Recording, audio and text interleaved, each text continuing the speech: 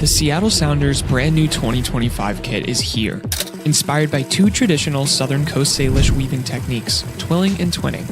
These techniques, passed down through generations, honor the resilience, deep-rooted ties, and creativity that define the cultural fabric of this region. The striking deep blue jersey will be worn by the Sounders for the next 2 seasons to honor the club's deep connection with the Puget Sound and shared responsibility as stewards of the greater Salish Sea watershed. Backing up that commitment, the Seattle Sounders will donate up to $50,000 to benefit community charities around the Puget Sound region. To get your very own Salish Sea kit, visit lobbingscorchers.com/kit. That's lobbingscorchers.com/KIT.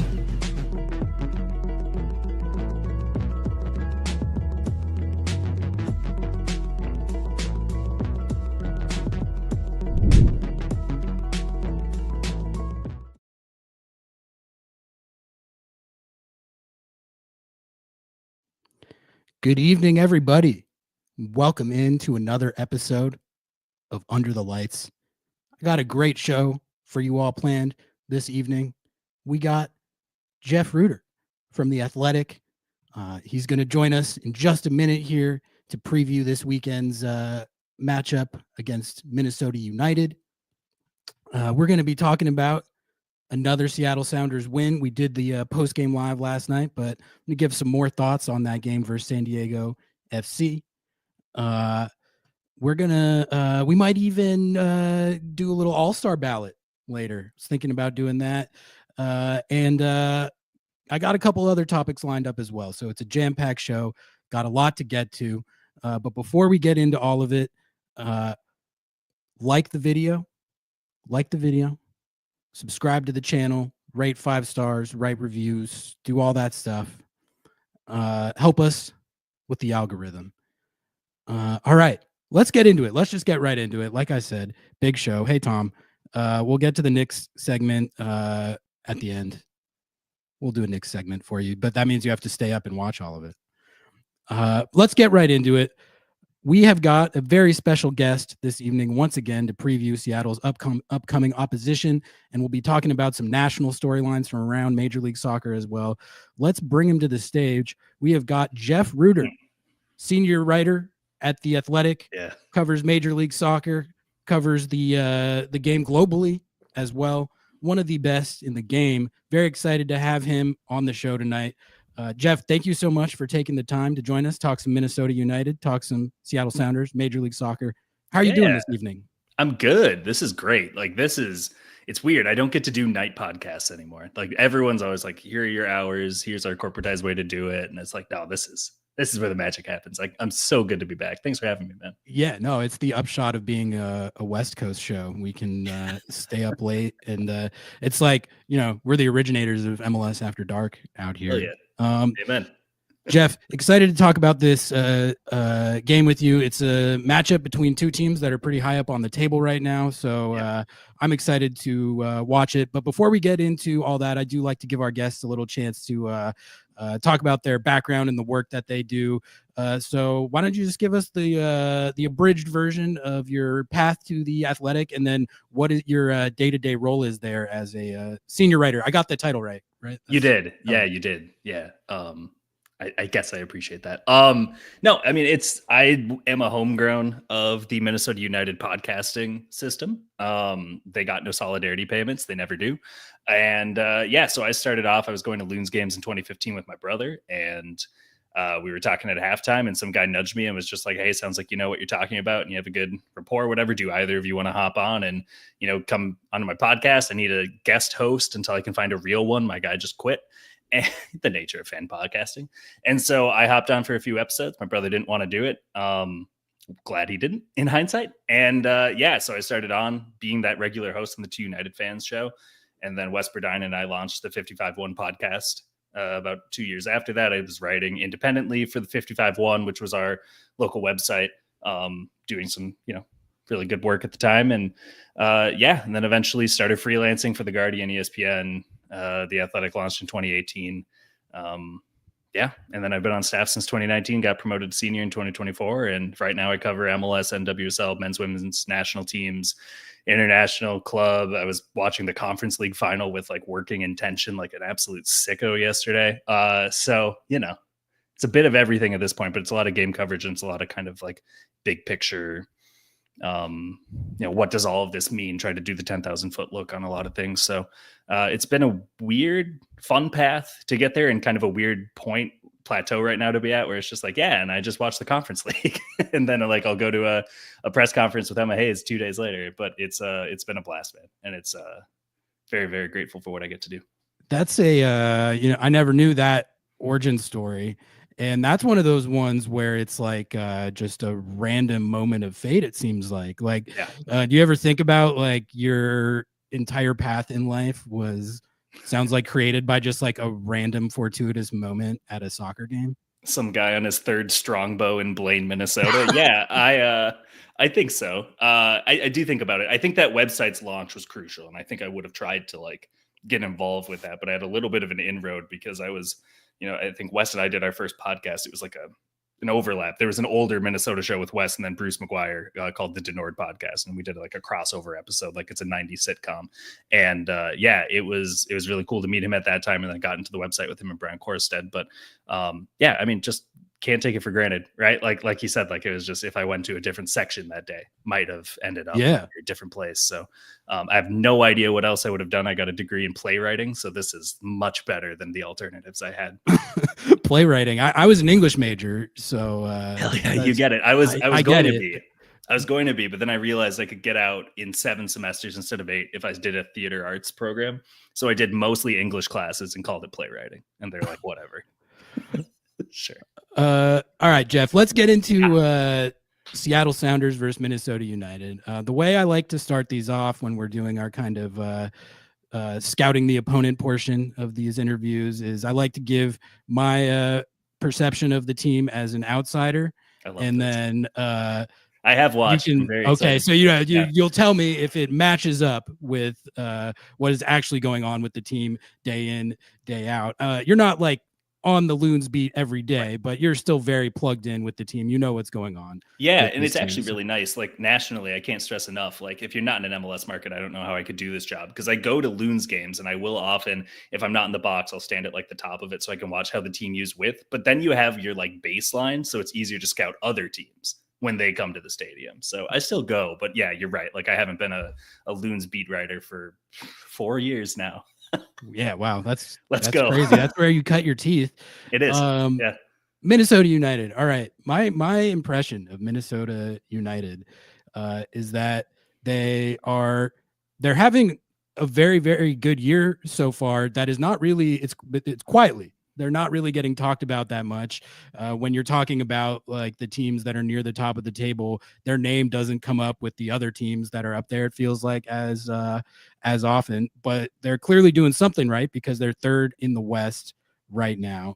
But admittedly, I'm guilty of it. I haven't watched all that much Loons this year. I know the basics, but I can't say that I've been watching super closely week in, week out. There are too many teams this league. I can't exactly. Yeah. But like I'm a sicko for the whole league. I'd like to think my knowledge of every team is pretty good, but there's definitely some that I know better than others.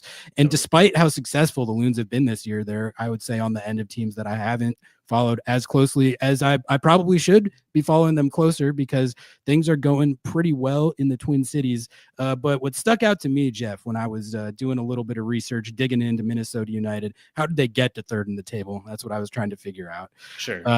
It seems like they are employing some tactics right now that are highly unique, almost historically so, when you look at the history of MLS, at least the recent history.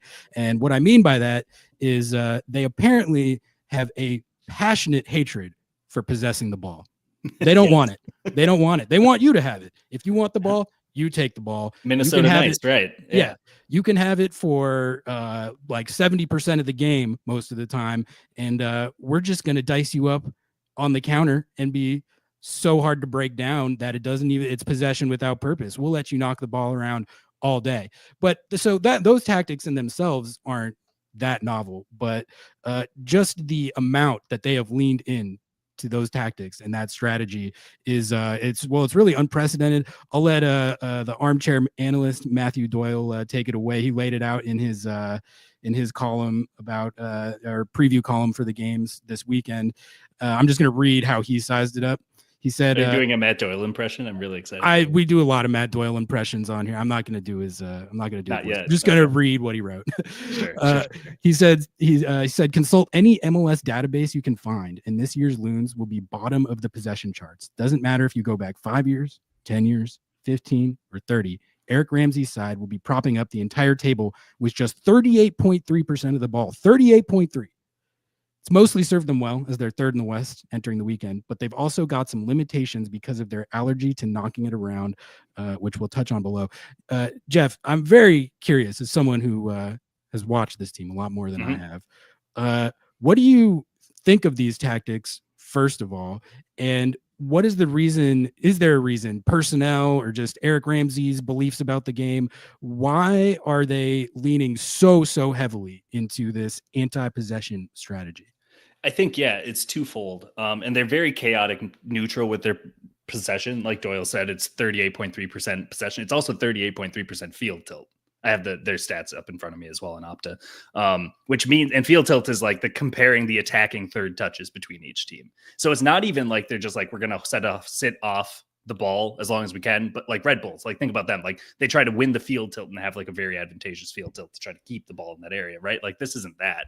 I think part of it is personnel, right? To be fair, like they have two good transition goal scorers who are also okay at doing hold up work, which gives each other time to work. They are like the first fully functional strike tandem, true strikers that I've seen in MLS in quite some time as well, which works. But it also means you have one less body for defensive or midfield lines, which also help you with possession, right? So you can see where some of those trade-offs come from.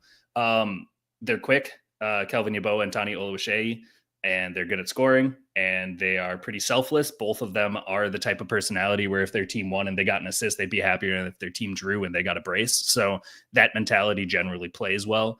Michael Boxall gets better with age every single year. Like I think I saw him absolutely like muscle Brian White off the ball in about the 80th minute when White had come off the bench 20 minutes earlier and Boxy had been on an 80-minute shift. So he's putting in the best work of his career the last 2.5 years, absolute veteran, one of the oldest field players in the league at this point. The other personnel factor in here is their midfield's really bad by the standard of like. I thought there might be something like explain. No, it's this one weird trick, right? And it's this thing where it's like everyone focuses on like good midfield play and good defensive midfielders who like to take the ball off of opponents and midfielders who like to progress the ball and break lines through the central channel and the half spaces, right? All this is baloney. It doesn't matter where you get the ball upfield in their mind, right? And so they have generally two water carriers in the midfield, no true hardmen, but two players who will like sit on the ball a little bit and then say, I don't like where this is going. I'm gonna send it back to the back line. They'll recirculate it out wide, or okay, let's send it up the channel, or let's try to go out to the spray to the wings for them to run onto, right? They don't like doing back and forth passing triangles. They don't like trying to bypass a midfield block whatsoever. They try to go around it or over it, not through it. So you'll see two water carriers and then one creative fulcrum who kind of plays like a 10, but a free roaming 10. So it's been Joaquin Pereira lately, who I think most systems would say is like a good box to box playmaker. You generally do want him further back in the field, but his finishing is really good. So they've been trying to unleash him in the attacking half a bit more as well, and like keeping him there, which means that they have those two other guys. So it's a weird midfield trio. It isn't one of those like classic Peter Vermees, like there's a 6, there's an 8, there's a 10 sort of thing that like at the height of SKC they were running out. And it's just we have 3 bodies there and they rotate and the roles are different every single week. I think the next place my mind goes when I see a team that's employing tactics that are so far outside the statistical norm is, well, first of all, I think like there's got to be a reason that most teams don't do that to that extreme. So if it is working and they are getting results and they're high on the table, more power to them. But I guess the question becomes, when it comes down to it and you're playing for trophies, you're in the playoffs, the deep in Leagues Cup, whatever the case may be, like, is there a point where playing like that stops being as tenable as it might be during the regular season? So my question is, when you look at just how they're playing so far this season and how kind of just extreme it is, do you buy Minnesota United as a real contender with the other top teams in MLS? Depends on the matchups in the bracket. And like, I know that feels like a cop out, like a wait and see. I don't mean it like a general. I'm saying there's like 2 or 3 teams in the West that they cannot get past if they're at full strength. And you know, one of them, right? Like, Seattle has always had Minnesota's number. That's no secret. The 2020 Western Conference Final is like the highlight / low light, depending on who's talking about it. But like, it's been throughout Minnesota's time in Major League Soccer. There's no opponent that they've played worse than the Sounders. And that's, I think, a huge credit to, Brian Schmetzer and the continuity of the team shape, even as they're going with the 3-4-3 more now. Like, it's a very difficult matchup. The other team that has continually done it until this year, but they're not doing well against anybody, is the Galaxy with Ricky Puig, right? And that's 2 very different sort of styles of midfield, but you can see that these are teams that know what they want to do in the heart of the park, right? Whether it is like having a good trio with Roldan and Joe Paulo and Obed and whoever's playing that day, right? Like you generally like, let's keep the ball moving, let's move it around, whatever. And everyone knows what their role is depending on the combination, right? With the Galaxy, obviously that whole thing is just, we have a player who you can't take the ball off his foot and he's running around everywhere with it. And every time you think you've got him cornered, he's going to spray it, just do a little flick over to another guy. And then he'll get on the ball 2 seconds later and you're out of shape, right? So those sorts of teams will always pose a threat to Minnesota United as currently constructed. But when you look at teams like LAFC, who also want to do a lot of transition work and don't want to keep the ball for long, even if you look at Vancouver, frankly, which was a bit of a surprise, but a team that's kind of cross heavy where they're going to be playing it to wide areas anyway, like, okay, well, that's fine because they're going away from the heart of the park that you're kind of sacrificing. So there's like gambles and trade-offs. I actually do like the Minnesota matchup from their perspective against teams like LAFC and Vancouver a lot more than Seattle, if we're looking at like kind of the relative projected top 4 right now. Beyond that, like, you can see where there is potential for an upset, where this is a team that could lose a best of 3 series if they come up against a team that's just like, hey, let's just fortify bodies, let's keep the ball in the middle of the field, and they really know how to take it off of us. Yeah, that's kind of how I was thinking of it, is like specifically as it pertains to a matchup against Seattle. Seattle's a team that's traditionally very good in possession. That's like one of the hallmarks of their identity. Seattle played San Diego FC last night. They might have been the best MLS team in possession I've seen all season. It's pretty unreal, to be honest. Like, when they have the ball, it's that, all right, well, they have it now. I guess that's just what life is like. We give up. We can't get it. Yeah. They're not going to make any mistake. They never do the thing where they pass it to the other team. When they have the ball, they just have the ball. But it seems like that, like a Minnesota United versus San Diego playoff series or playoff game, I would be worried about that if I was Eric Ramsay. I mean, do you think he's like dug in on this and it's like, we run our stuff no matter what, or playing like, looking at this game where you have a team that is a lot more inclined to dice you up in possession? Like, does that change anything, or is he more like dogmatic, I guess? He's willing to be flexible. He doesn't want to be known as one of the young coaches who's like I don't know, a spreadsheet manager. And so I know this is my system that works best, and I refuse to move off of it because the data says it'll work out, right? Like even Arteta or whatever, right? Like, he's not that profile per se. He is going to be someone who wants to be pragmatic. He will work with a 4-man back line. Most often he did last year, actually. But for that matchup, like, you could also convince me that this is a team that's working on its second look. Last year, they made a pretty dramatic reinvention from a team that just kind of rolls the balls out and sees what they do for the first 20 games. And it worked for the first 8. And then it really didn't work for the middle 12. But given MLS's format, you have some wiggle room with those first 20. And then they came back like around the start of August, and they really figured out, after a loss to the Sounders at home, actually, that they figured out this is how we should operate. And it looks a lot more like what you see now. That's very much how Minnesota started to play around start of August last year. So it wouldn't surprise me if there's an evolution again. And at that point, though, they do need personnel, because the flip side of this is it isn't just that Ramsay like designs tactics go around and over. A part of it is, I don't think that you can really win MLS Cup if your midfield trio is, I mean, who have they been starting lately? Because they've had Hassani Dotson injured. Seattle favorite son. They've been playing, I think, Owen Jean, who's a new signing, and he's not very used to it. Robin Lod and Joaquin Pereira have kind of been alternating in that free creative role. Will Trapp's getting a ton of minutes. I think most minutes of the field players this year. I just don't think that that's a core Carlos Harvey, Panama International, who also plays center back sometimes as well. That's pretty much who they've been rolling out with.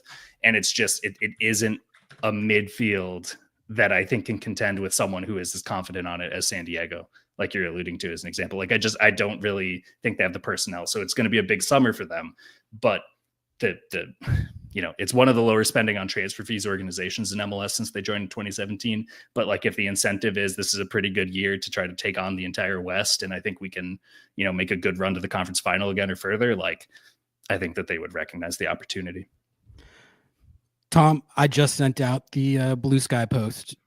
So thanks for the reminder. I'm really bad about that. Thanks, Tom. I just sent it out. So I missed you. reposted or whatever the Blue Sky term is. Reskeet. Is that it's a night show. You can say that, right?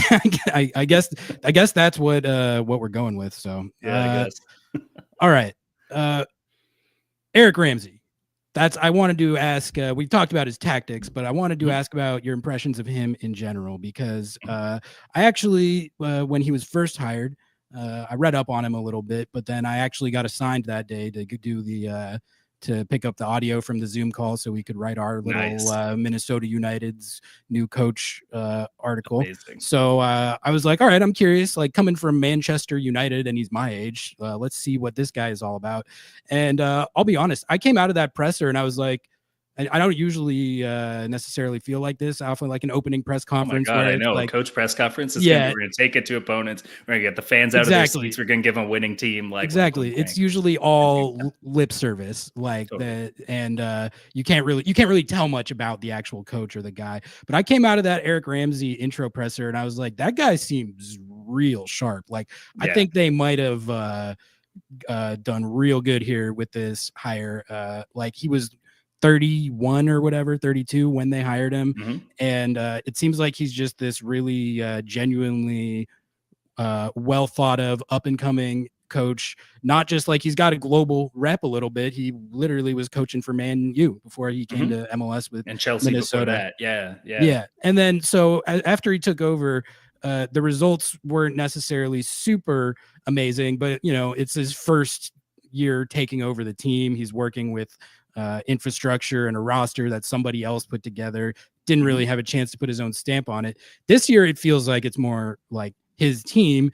And I mean, I can say what I want about skepticism regarding the tactics, but the side is taking results. They're playing really good offense, and they look like they're going to be contending for a top 4 spot in the West all season. So how do you think he sort of put his imprint on the team and the organization in the time that he's been there?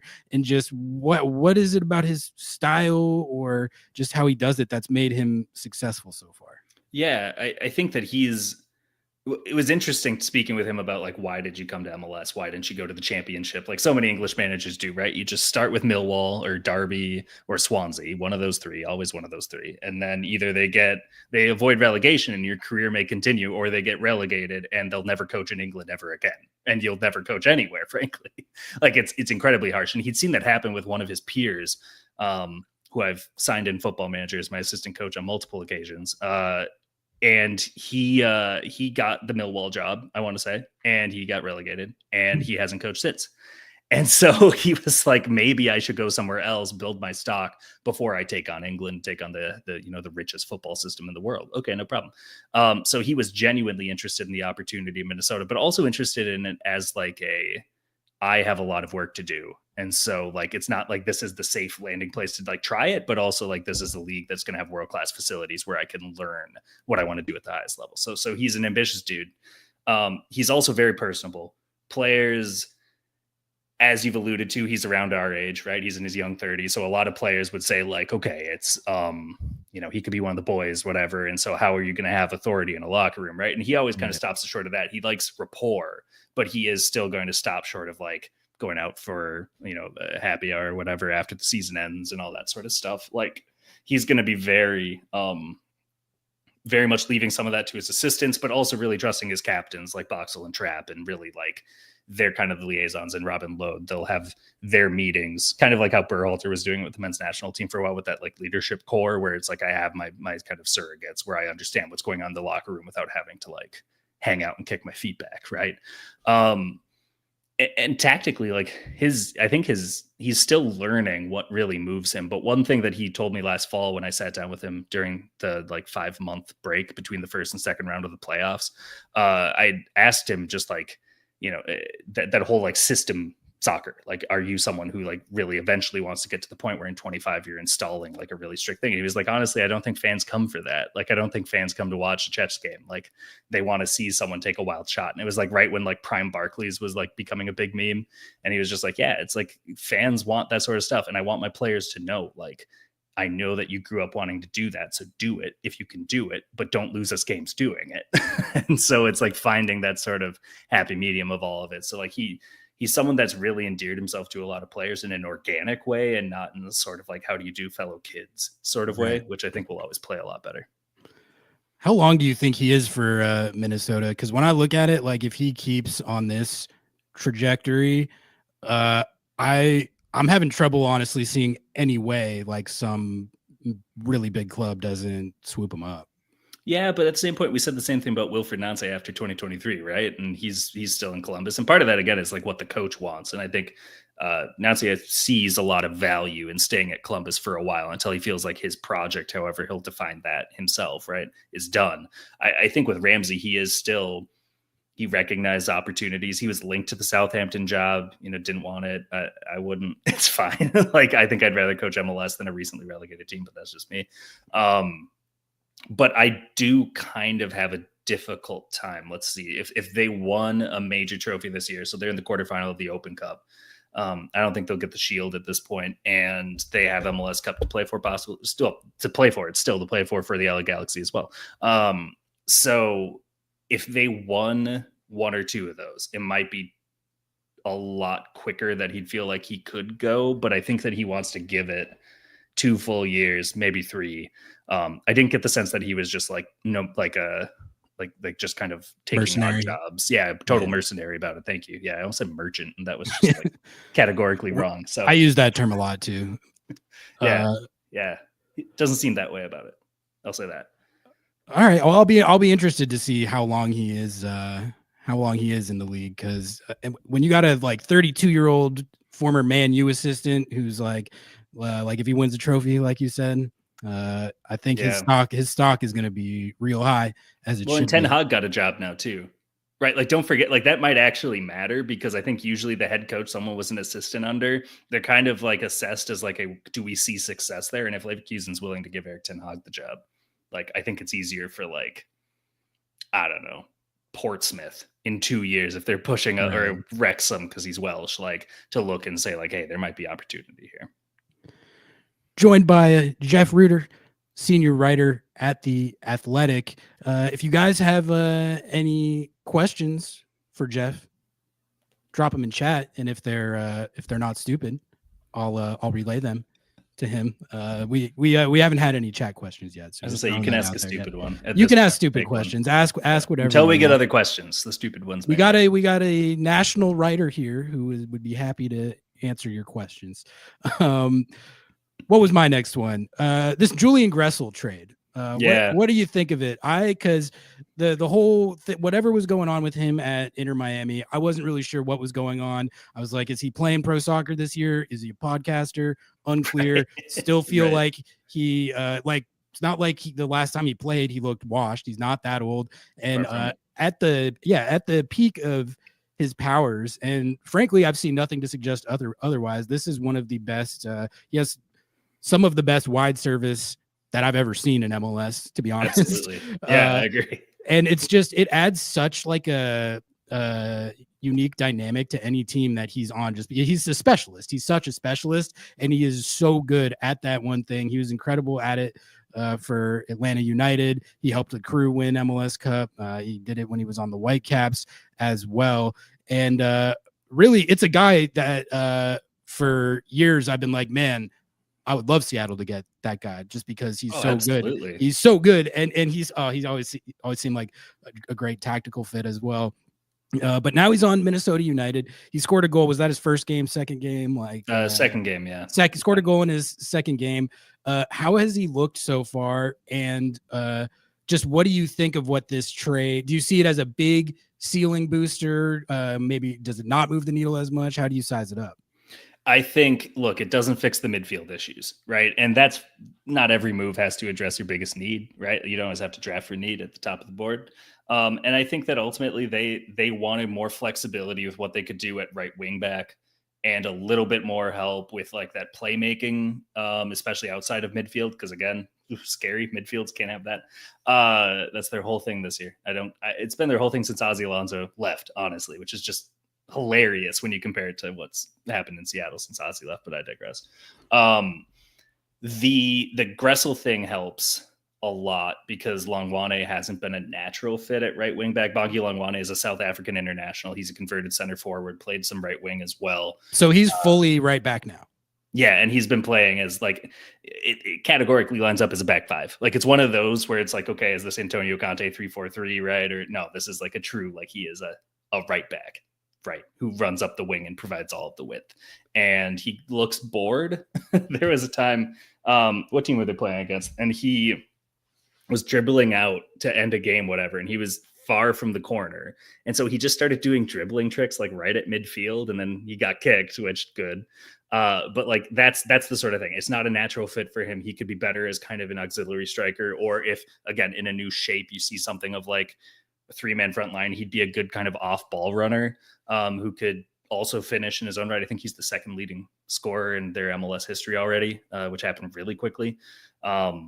So there's opportunity there. And I think Gressel is a more natural tactical fit. I think he has more restraint, whether he's playing against Inter Miami or he's playing against his non-ex employers. He still like is very willing to recirculate and keep the ball moving within their own half rather than make a stupid mistake that'll ship a goal, even if it's a blowout, right? Like that kind of player where he's going to be really big picture about it. So I think it's just a really good fit.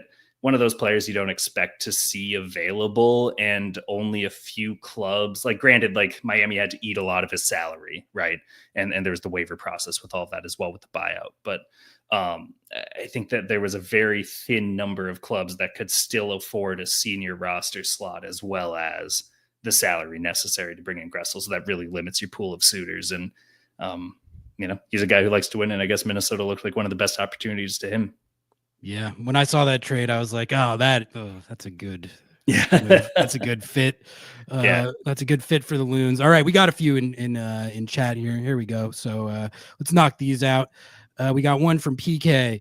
Is Dane St. Clair okay? He looked like he got kind of banged up last game. Do you have any updates on the status of Dane St. Clair for this game? I have no updates on his status, but I will say he's been looking really good this year. And so there's every understandable reason. Like, look, Dane's one of those goalkeepers. He's a Maryland goalkeeper, actually. So like Zach McMath and Zach Steffen, sometimes they have random little 10-game spells where they look like they haven't played much goalkeeper lately, right? And it'll be in the middle of a season and it will cost results. And he had a couple of those spells in 2023. And since the start of 2024, and Loons fans will be like, what changed between 2023 and 2024? Right. But like, since then, he has looked more comfortable. He has looked more assured and like just like has that sort of like command of area and eccentricity and stuff that'll play. So big loss. They don't really have a good backup at this point this year. But yeah, I would say check Andy Greeter and John Marthaler. They're the ones going to training every day.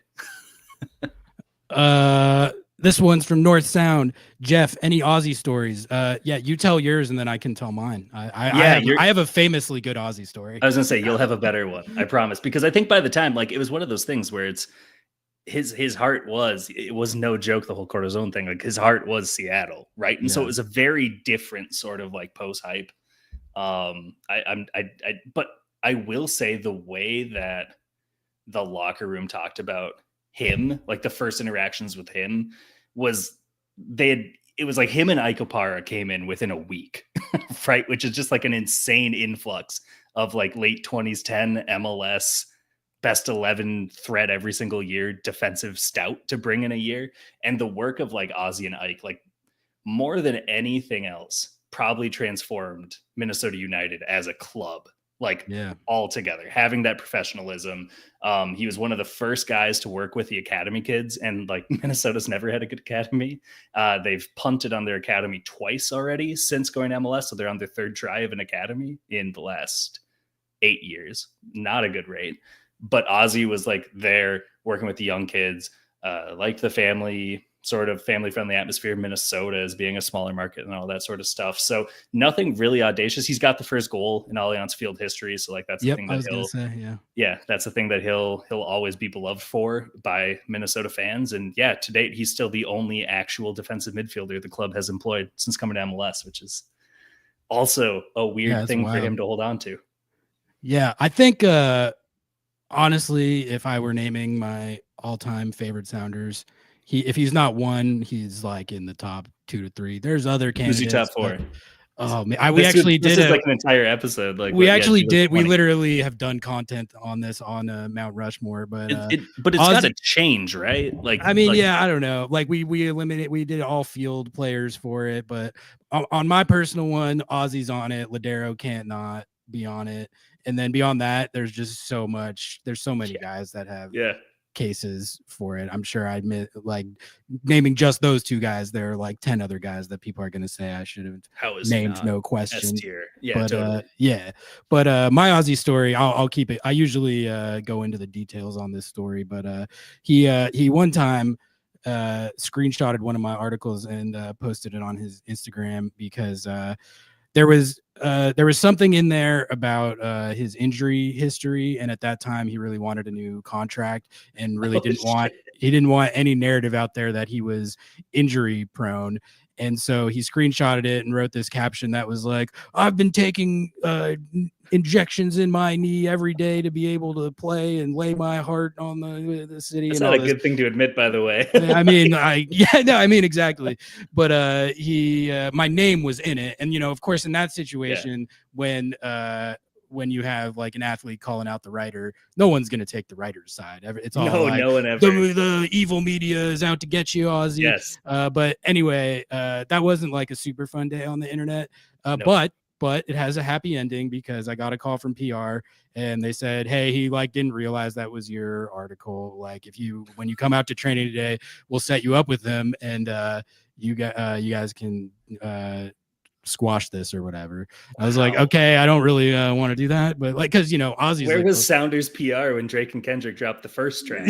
This all could have ended so much I appreciated that he was willing to do that, I guess. But anyway, they set us up and he was like, hey man, sorry, if I'd known you wrote it, I wouldn't have posted that. I think it was the first time he ever made the connection that the people who are at training every day asking him questions are the same people who write the articles that he's reading. It didn't seem like he was like, oh, that was you. It's a lost art, sorry, right? man. We don't all have the hats with the placards with the typewriter. But anyway, he was like, if I had known that was you, I wouldn't have posted that. So my bad. And then we actually hugged it out. So, oh my God, yeah, that's great. Okay, so tell me, it brought us what closer. kind of hugger is Ozzie Alonso? Is he like a kind of like an X shape? You do that, you do that. Is he a fist bump and clap? Whatever. I think it was like a clap and then a one of those strong. That's captain's material right there. Exactly, right? exactly. Yeah. No. Still respect some boundaries, but at the same point, we're brothers. That's But anyway, that's my Ozzie. That's a good one. That's a really good one. I told that story recently when I was talking to I was speaking at a middle school career day at a school where my friend teaches, and a lot of them were very disinterested, but they liked that story. Is he ahead of their time? Of the already? Player getting the kids don't know Ozzie Alonso. Yeah, exactly. That's sad. Well, I didn't think 2018, much, right? Sorry, yeah, I'm just realizing that's the kids. Sure. Yeah. All right, we got 2 people who asked a question on the same topic. One from Pat, one from Jake. I'll just pull Jake's up here. And actually, I was going to ask you about this as well. I don't know how familiar familiar you are with the Albert Rusnak discourse that goes on in the Sounders fan base. I'm a gawker. I'm an Albert Rusnak truther, to be fair. Like I think all right. Good at soccer. And he was on my best 11 last year. I want to say that out loud. Okay, so you went that far. You went best 11. I had him over Ryan Gold as my last pick in midfield. All right, so that kind of gets into the question that Jake had here, but he said, Jeff, there's a debate here in Seattle about if Albert Rusnak is worth his DP slot. Do you think Rusnak is really in the conversation for MVP? If not, why are you in the anti-Rusnak brigade wrong? And I guess I would add to that, like, what do you make of the fact that there's a debate over his DP status at all? Because, like, I honestly, there was a point where I was like, all right, obviously the people who are saying that he's like terrible, like an actively bad player, are pretty delusional.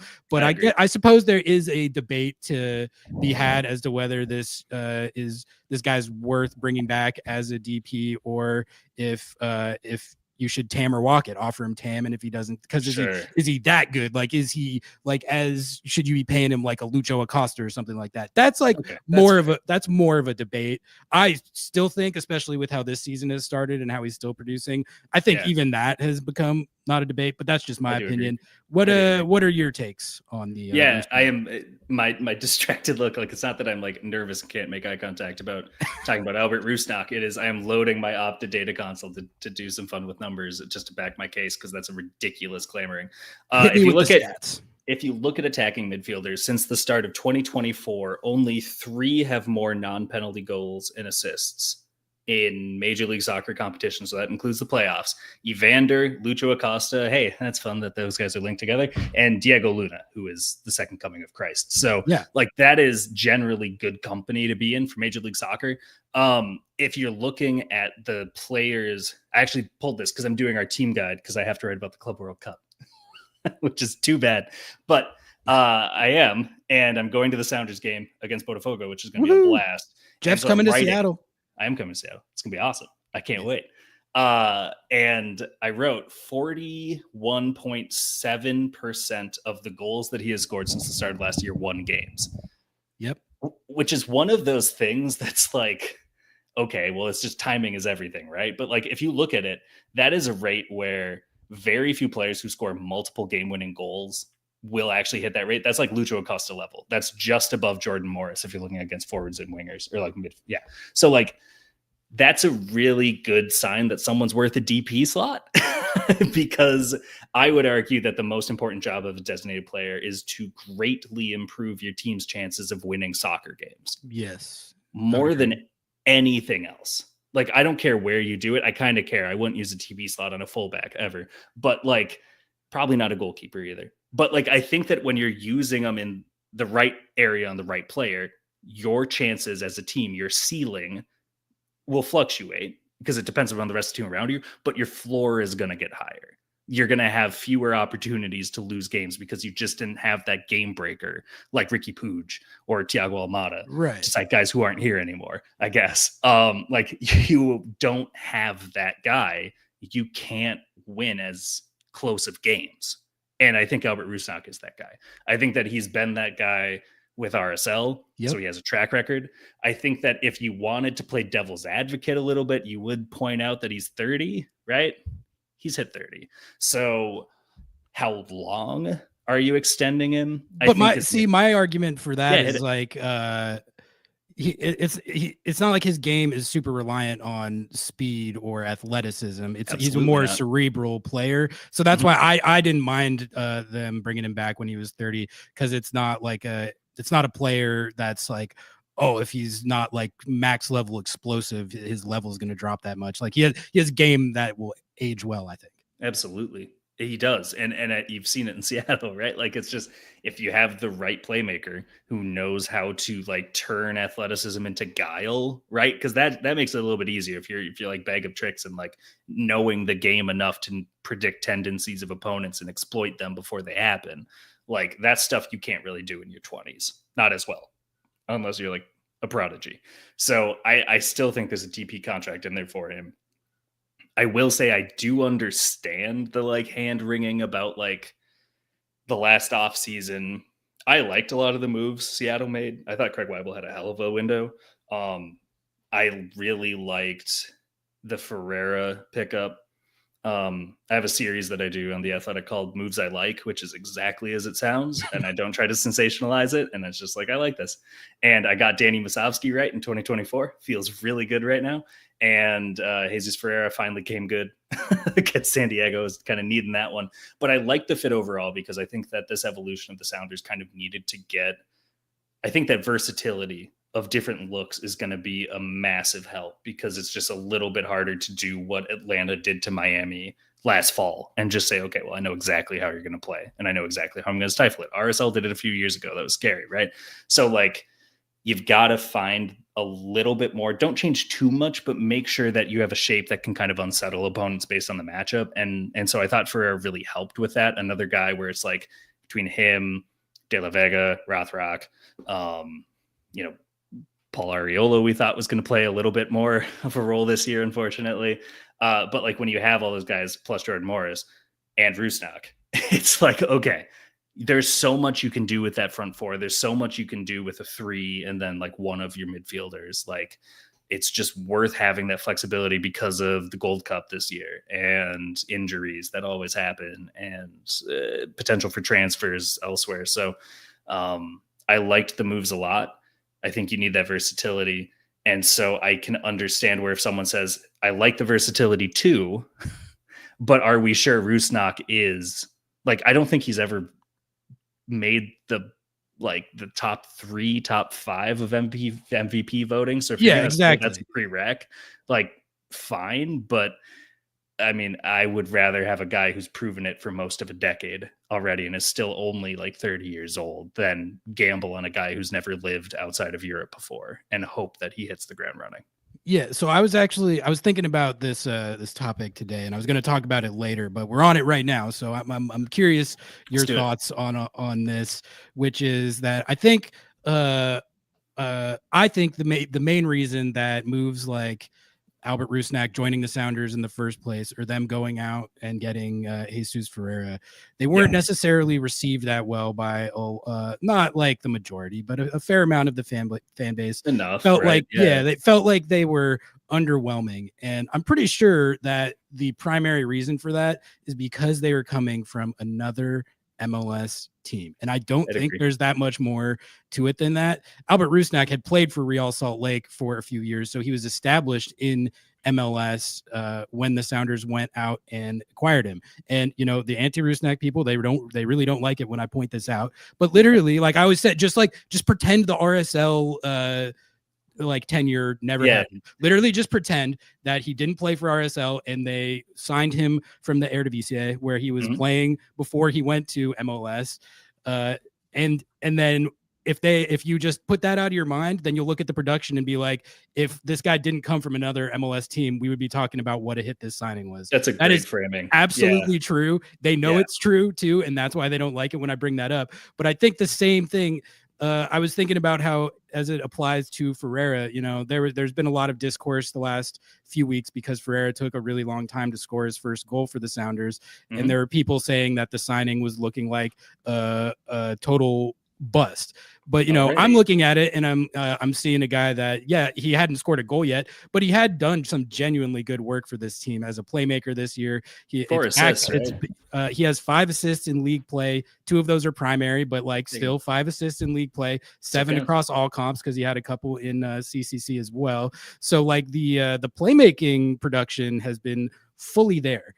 If Jesus Ferreira did not come from FC Dallas, say they got him from name whatever league you want to name, like if Jesus Ferreira came to this team from a different league like that, with the pretty much the same production and pedigree, and he had 7 assists, all comps, but hadn't scored yet, the narrative around him, and this is true, would be, damn, this guy's kind of lighting it up with the assists. Like he's really I can't believe Brentford didn't sign him. He's doing awesome as a playmaker, and he hasn't scored a goal yet, but that'll probably come. He's got a good track record. So this is a really encouraging, awesome acquisition.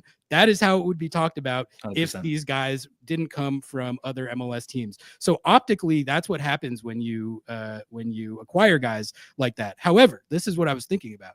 In actual practice, don't you drastically increase the odds of a signing or a trade acquisition hitting if you're getting a guy who already has been provenly productive in the league. With Rusnak, like one of the reasons I liked the move when they originally made it was because I watched him play for years, but also it's like you pretty much already know what you're going to be getting production wise because you've already seen him do it in the league. Ferreira had 50 plus goals in the league before he got here. So I actually years ago, I actually think that there's like something like strategically smart about sound sound in targeting guys when you can that have already been in the league and shown that they can do it. So while it might not be exciting because you're not going out and getting them from some other league that people perceive as superior, you're actually putting yourself in a situation where the odds that you're going to hit on the acquisition are quite a bit higher. I think we've seen that with Rusnak, and I think that it's gonna when it's all said and done, we're probably going to be saying the same thing about Ferreira. Like, what do you think of that strategy? I think that's like the biggest reason I was very excited about the cash transfer or cash trade is such a silly way to say we have a transfer market in this league now, but only if it's for like good players, right? Like, and just like, don't start doing like, we're going to spend less than the $50,000 minimum allocation money and spend $20,000 on your third goalkeeper just to say piss off to Don Garber's rules, right? Like, it's not that, but like, seeing Jack McGlynn like that be the next step in his evolution before he goes abroad, that's really fun. Like if Sporting Kansas City wants to like bail out the Galaxy a little bit with their cap situation and spend a lot despite the team behind him not being ready for a striker of his profile, great, let him do it. But I think that there's an actual opportunity like the Jesus Ferreira trade where you look at it and trade. I just said it. They won. Damn it, Ari, they got me. The transfer, like it does help a lot to be able to actually look and say, like, he's worth this much to us, and the fee is going to be lower because it's MLS and it's our own league. So we're still building the ecosystem. I don't think any team, there's like very few players in this league that I think that if like Seattle called and was like, we're interested in blank, how much is his price? They would give you an 8-figure valuation, right? And think of how many times you've seen an MLS team named Atlanta United spend over $10 million on a like very mediocre Argentine, right? So like 6 times. Yeah, exactly. Right. And that's just one team. So like, you're right. There is value there because inherently the market hasn't been established enough to establish a baseline that is higher than the actual return you'll probably get compared to alternatives, right? Like you said, the fake guy who's just Albert Rusnak, but like with a time glitch, who comes from the Eredivisie, he is going to be so much more expensive, right? Because you're competing. Exactly. And you're competing at that point, not just for, I think that player is worth $10 million. You're competing against the club that has that guy saying, yeah, but I know if I wait until the summer instead of the winter, I can probably get 15 out of a La Liga side. So no, I won't sell him yet, right? But like within MLS, I don't know, there's an opportunity there. They have real cash that they can reinvest. And if sometimes there are teams that just get twitchy and say we need a new DP because it's like one of 3 things we can do every offseason that actually gets a fan base excited, right? There's like 3 things MLS teams can do from the months for like if you miss the playoffs from October until March that you can do to actually keep your fan base engaged. You have a new coach, you have a new stadium, and you have a new DP. The stadium one shouldn't happen too often. The coach one, unless you're St. Louis, isn't going to happen terribly frequently either, or Montreal. But if you are most teams, designated players are the surest way to do it, or a jersey, but then you're putting a lot of faith in Adidas at that point.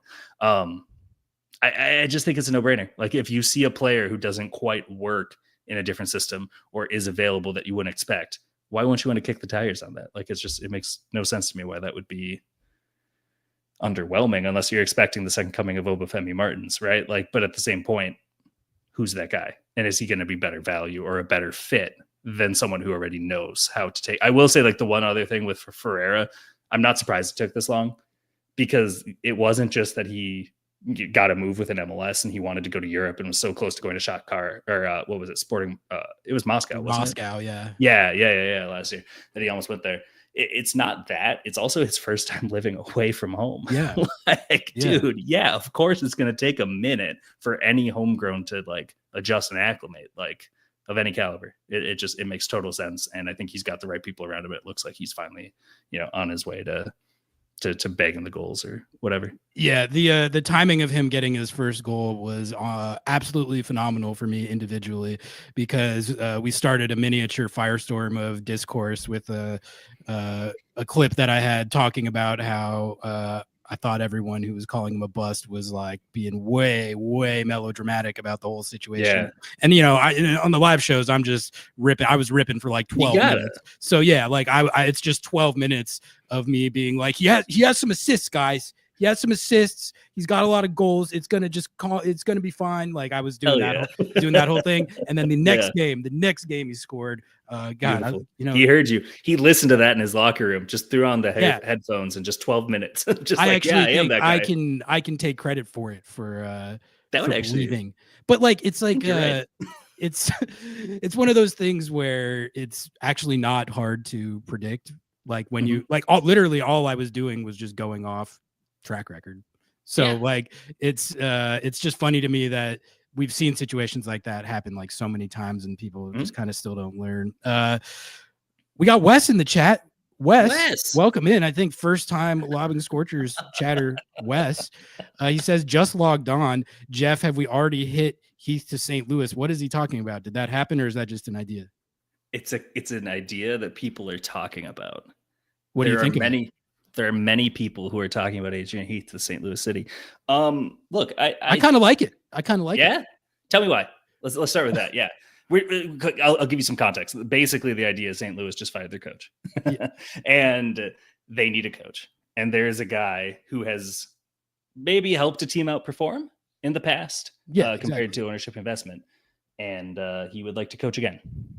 He just, I mean, you would know better if he was actually a good coach or not, but I do know that he had some pretty good Minnesota United teams when he was the coach, and they did a little bit of punching above their weight, which is what a club like St. Louis would need to do.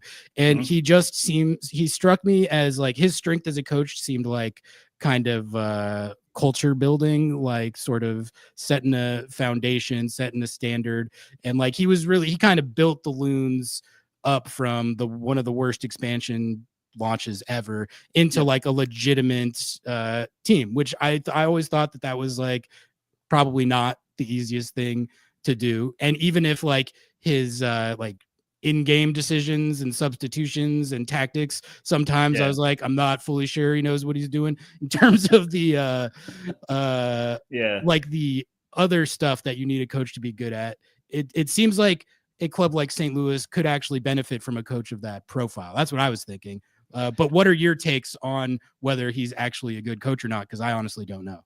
Yeah, I think there's like good value in what you're saying too. Like that's what a club like that needs. Like Cincinnati kind of not overcorrected. They like there's a certain benchmark you expect a team to hit when you have no culture, when you continually are going to the European well and like no one knows what's going on because it's MLS. And so all they do is they spend all their meetings complaining about the roster rules instead of like trying to navigate around them. Right. Like that's Cincinnati before Chris Albright and Pat Noonan. Right.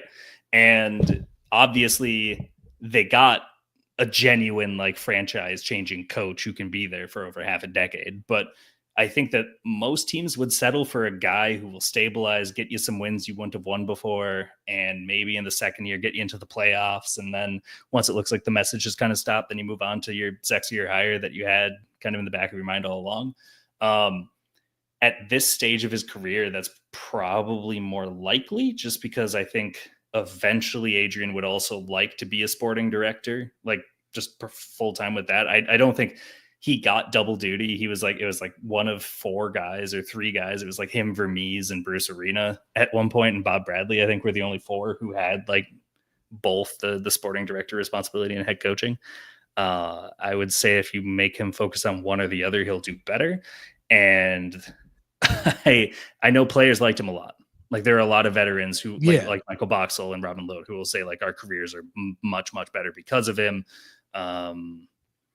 I think though, like your concerns of in-game management, like that's a viable counterpoint. And so too is like his team's defending when they didn't have 2 best 11 caliber, like a center back and a defensive midfielder, and then that year's goalkeeper of the year in 2019. Like every other year outside of that, they struggled a lot defensively, and they were known to like ship goals at weird times for one reason or another. So I think that it's understandable why like Austin, Houston maybe decided to go, or not Houston, he was still there in the job, but like Austin and Dallas, whatever. Like I get what they wanted to do differently, but like, yeah, I think in the right circumstance, there could be, I don't know. I think it makes sense. I think that how it was like a meme for almost half a decade in MLS circles, like, well, they should just hire Dom Kinnear, right? Yeah. Where it's just like he knows the league, and he'll get the boys to listen, and he'll tell them to trust their instincts, and it'll work for at least a year and a half. Like I think he's at that point where like, yes, if he got the right core of players and could tell them to trust their instincts, like I think they'd outperform what they did under Olaf Melberg. Got a couple from Steve here in chat. Let's talk about these. And Jeff, I'll have you weigh in here as well, because I think this is actually an interesting topic. The Sounders are great at making solid moves that don't excite their fan base. At a certain point, exciting the fan base is actually an important thing on its own, Ari. And then he says, "Oh yeah, that was aggressive." Yeah, the Ferreira haters were way premature in calling him a bust. Let's see if the Ferreira fans are also premature in victory lapping after he scores one goal with nearly half an MLS season gone. It's coming in hot, but I'll give my take on these. The first point, like making moves that excite the fan base, actually is important. I agree with that to an extent, and I actually I was advocating for them to like try and make splashier moves like for that reason, because I do think it's important when when you're making an acquisition to try and have people actually be excited about it. However, that should not face was not at you. Like if you're faced with a situation where Albert Rusnak or Jesus Ferreira are available, you shouldn't not get them based on that. And furthermore, I think like the idea that they never have made like exciting moves, I don't think I would agree with that. I think Nico Ladero and Raul Ruidiaz were both I agree. very exciting, high pedigree moves that it wasn't like huge names necessarily, but they were players of exciting profiles. And I think even this year, Ryan Kent has generated a lot of buzz from what he's done on the field, but also just when they got him, it generated some excitement because of where he was coming from, the type of player he was. So like I understand the premise, but I don't think you can use that approach to like inform whether or not you acquire a player. Like the excitement factor can't be like the difference between going and getting Albert Rusnak if you can, or going and getting Jesus Ferreira if you can, and not doing it. You still got to do it, even if it might not be the flashiest thing. And as for the victory lapping thing, I was very clear on the post game live that I wasn't victory lapping. I know that it's only one goal. I was just remarking that the timing is pretty funny in that, I'm not validated yet, but I think him getting his first goal combined with what he's done as a playmaker this year, my take that he hasn't been a bust and probably won't be a bust is looking a lot better right now than the people who were crashing out 3 days ago about how he's a bust because he didn't have a goal yet. So sing it. Totally agree. And on the first point, I will say, like, I get what you're saying about like, are these exciting? Don't you need to excite your fan base? But like, one, you're still here. I'm sorry. Like there's a certain point where if you're that diehard, it's going to take like an off-field scandal to kind of, or the team just being like unbelievably bad for like 10 years. Yeah. Like I think there are probably still a good number of Galaxy fans. Okay. There's a profile of Galaxy fan that because they were irrelevant for 4 years, found it very easy to jump ship and go for LAFC, right? Like that's a weird factor in this hypothetical I just tried to like reference. But the fans who stuck with them probably loved the 2024 MLS Cup more than like any of the previous ones because of the wait. And I think that payoff is the intoxicating thing that keeps all of us coming back. Right. But I will say for like relevance within Seattle, kids wanting to play for the academy or just wanting to play ball. Right. And like actually like pick it up. You know what does that more than signing David DaCosta like Portland did, who like most people in Portland hadn't heard of before he showed up, and they're all like, who? Right? Because there's a learning curve and acclimation with that. This isn't like the NBA where it's like, okay, we just traded for this guy. Look at his highlight package in the same league. We've played him. We know him, right? You know, it does more than that. having the emergence of Paul Rothrock, like, I kid you not, like that probably moves the needle more for Seattle specifically. Having someone who is from Seattle, like actually step up and like suddenly find his best and be like hardworking. I can see myself out there when he's on the field. And like, I think like, I know that there's some eye rolling and there's some like, come on, but you didn't spend anything for him. But like that genuinely is the sort of thing that gets that excitement to a like meaningful, sustainable level. The people who are really upset about which club, which league they brought in are probably already like there. So yeah. I don't know. What you hit on with youth development there, I think, is an important point. Like what I love about what they've done with the commitment to the academy and like really developing these players and having them be impact players for the first team. It makes the team like really feel like it's Seattle. Like it's a Seattle team. It's got a lot of Seattle athletes. They put a lot of time, effort, resources, and money in like having there be like a real Seattle identity on the team. Like Jordan Morris has obviously been a huge part of that. But you could go down the list, like Jackson Reagan, Seattle guy, Paul Rothrock, like you mentioned in this game. Like I thought it was so sick at the game last night when Stu Hawks got called into duty and went out there and helped the team keep a clean sheet. And it's like, that's why you invest locally like that and bring these guys up, because you can be in a situation where you have like 5 center backs hurt and you can put the homegrown kid out there and he's going to perform. So like, and if he makes a mistake, I'll tell you what, your fans will be a little more forgiving than if he was a guy that you signed from Columbia for a transfer fee who has a similar background, right? That is true. Jeff, I got a couple more for you. I don't want to keep you up too late, but if you do need to jet at any point and I'm rambling, just go ahead. But I guess let's hit a couple of other more national storylines. And again, if you got any other questions or topics you want us to hit, go ahead and drop them in chat. But you mentioned it very briefly, but like, what do you make of what's up with the LA Galaxy right now? Like both in terms of like just how like historically bad this run is, but also just the strategy of going all in like that, totally all in, putting all your chips in the middle of the table and knowing that you're going to pay, the bill's going to come due. You're going to pay a price for it. And like, has what's happened to them changed the way you think about that at all? Because I've been saying the whole time, like from the beginning of the season when they didn't start off that well, all the way to when it went fully off the rails. When did it start going well? No, 2 point. I thought that once it went off the rails, I was like, it's still worth it. It was still worth it. Like sometimes you got to sell out, go get the ring. And if you get it and you pay a price for it, it's worth it.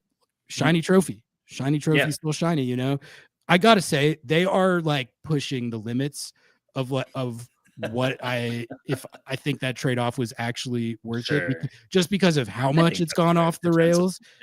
And like, I get it. Like, I have no issue with them going all in and putting their chips in the table like that. But for it to be this bad, it's almost like they've already sacrificed a lot of the equity they got from the cup. It really does feel like that. Greg Vanney, who just got extended, walked over there and like was apologizing to the fans and stuff last night. That's the type of stuff that was happening when they were doing the Chris Klein out. Yeah, that's right. You know, that's right. How are they already back in that situation after literally just winning MLS Cup?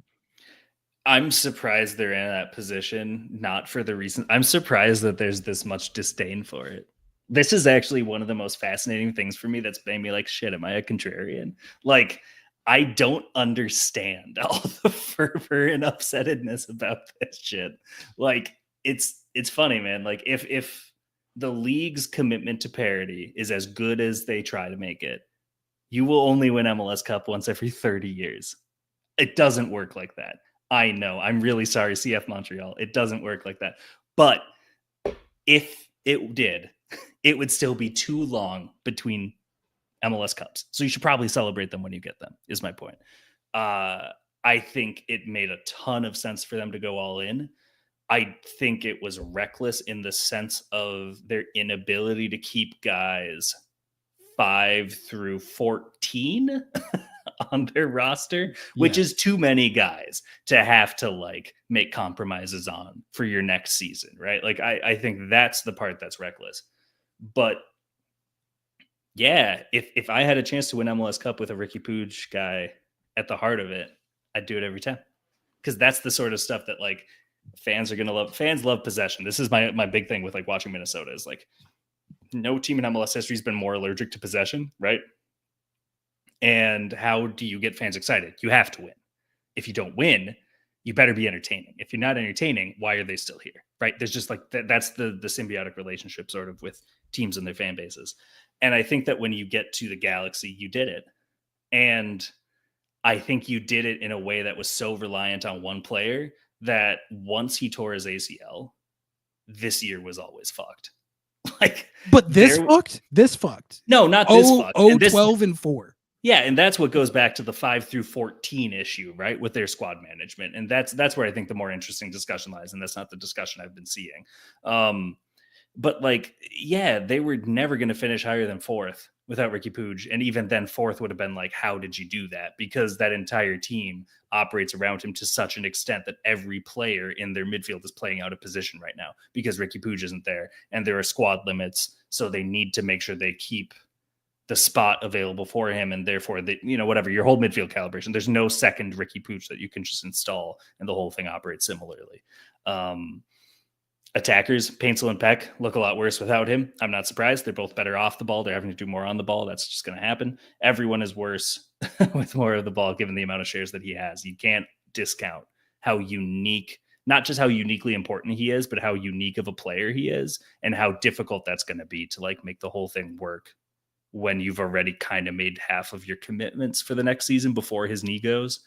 I don't know. I just like, the other thing is if the guy who won you a championship likes playing for this coach, like, yeah, maybe don't announce the contract renewal. I've actually come to the conclusion that keeping him is perfectly defensible and might even cromulent. It's fine. Yeah. It might even be like the actively right move because with Greg Van, you have a situation where like he like lives and dies by that club. He loves the LA Galaxy.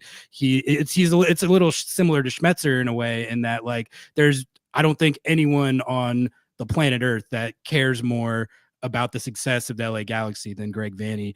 And when you have someone who's got like that deep of loyalty and passion and devotion for something, I can understand like sticking with them through tough times, especially when they just won you a championship. But just back to the whole topic of the trade-off, like Seattle people can relate to that exact trade-off because when they won Champions League in 2022, it tanked their season, like absolutely, and they missed the playoffs for the first time in club history. And I said and still say and will always say that there's literally not even the remotest, faintest of a hint of a debate about like whether that trade-off was worth it. Couldn't agree more. You take Champions League over the playoffs anytime if that's the trade-off that has to be made. But the difference is like when Seattle was struggling in 2022 after winning Champions League, like they lost João Paulo with the torn ACL. There was a lot of like fatigue, additional injuries, and the team just kind of fell apart.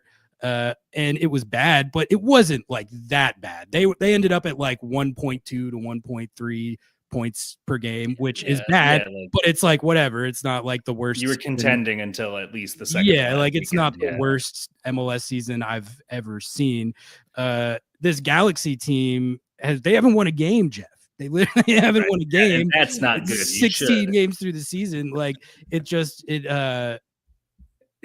even with the knowledge that the trade-off is worth it. Like I said, they're like pushing the bounds of like what I consider to be worth it. And maybe I am getting like way too like trust the process of all of this. And like, I don't know. I just think there are so many worse mistakes that they could have made if they tried to like panic and course correct, right? Where they could try to, I don't know, force a sale for Gabriel Peck on the back of his Newcomer of the Year trophy and hope his value is high enough and bring in a totally different guy who now you have to get used to. Okay, he spends 6 months being a DP on the LA Galaxy, which is, yes, one of the few teams in MLS where that actually has cachet to international signings, right? Beckham and Keane and whatever, Zlatan. So, like, sure, if he gets to continue that lineage, that's great. He's going to be excited. And then all of a sudden, Ricky Puig comes back. And it's like, okay, how do these guys get along? Do they get along? Do they fit? Like, you would hope that you did your scouting and, like, they will fit tactically. But personality-wise, is this the sort of thing where the locker room has sort of shifted? Like, that would be the end of your championship window. But a very understandable alternative that I think a lot of fans would have liked to see. Like, okay, can you just get Griezmann? Can you just get Kevin De Bruyne? Whatever the case is. Like, or you let your doctors do their thing. You let your recovery staff do their thing. This year looks really bad, but if you're back in the Western Conference Final in 2026, no one's really going to remember it except for as like a nudge sort of joke. Like, yeah, we punted on this year, but it's MLS, whatever. We came back and we made the conference final. Like, there's so much worse that could have happened than what the Galaxy have brought onto themselves, which is still very, very bad, to be clear. It's just like, I don't know. I never thought like a trade-off in my mind and like that in my mind would even be a question, but at 12-4, and it's just like the ways that they're finding to lose these games. It's incredible content for me. So I say it's almost become like a league-wide bit at this point. Like everyone's like, don't lose to him, keep it going, let's keep it going. Yeah, we got it. And every week I'll tell you what, I wouldn't be surprised if sporting directors or coaches have like a little side pool going on, like who gets the first loss to these guys. You can't be the first one. No one can be the first one. Yeah, at dinner at the non-existent super draft event. I don't know when coaches even all get together anymore. Media day, that's sad. Yeah, I miss the super draft.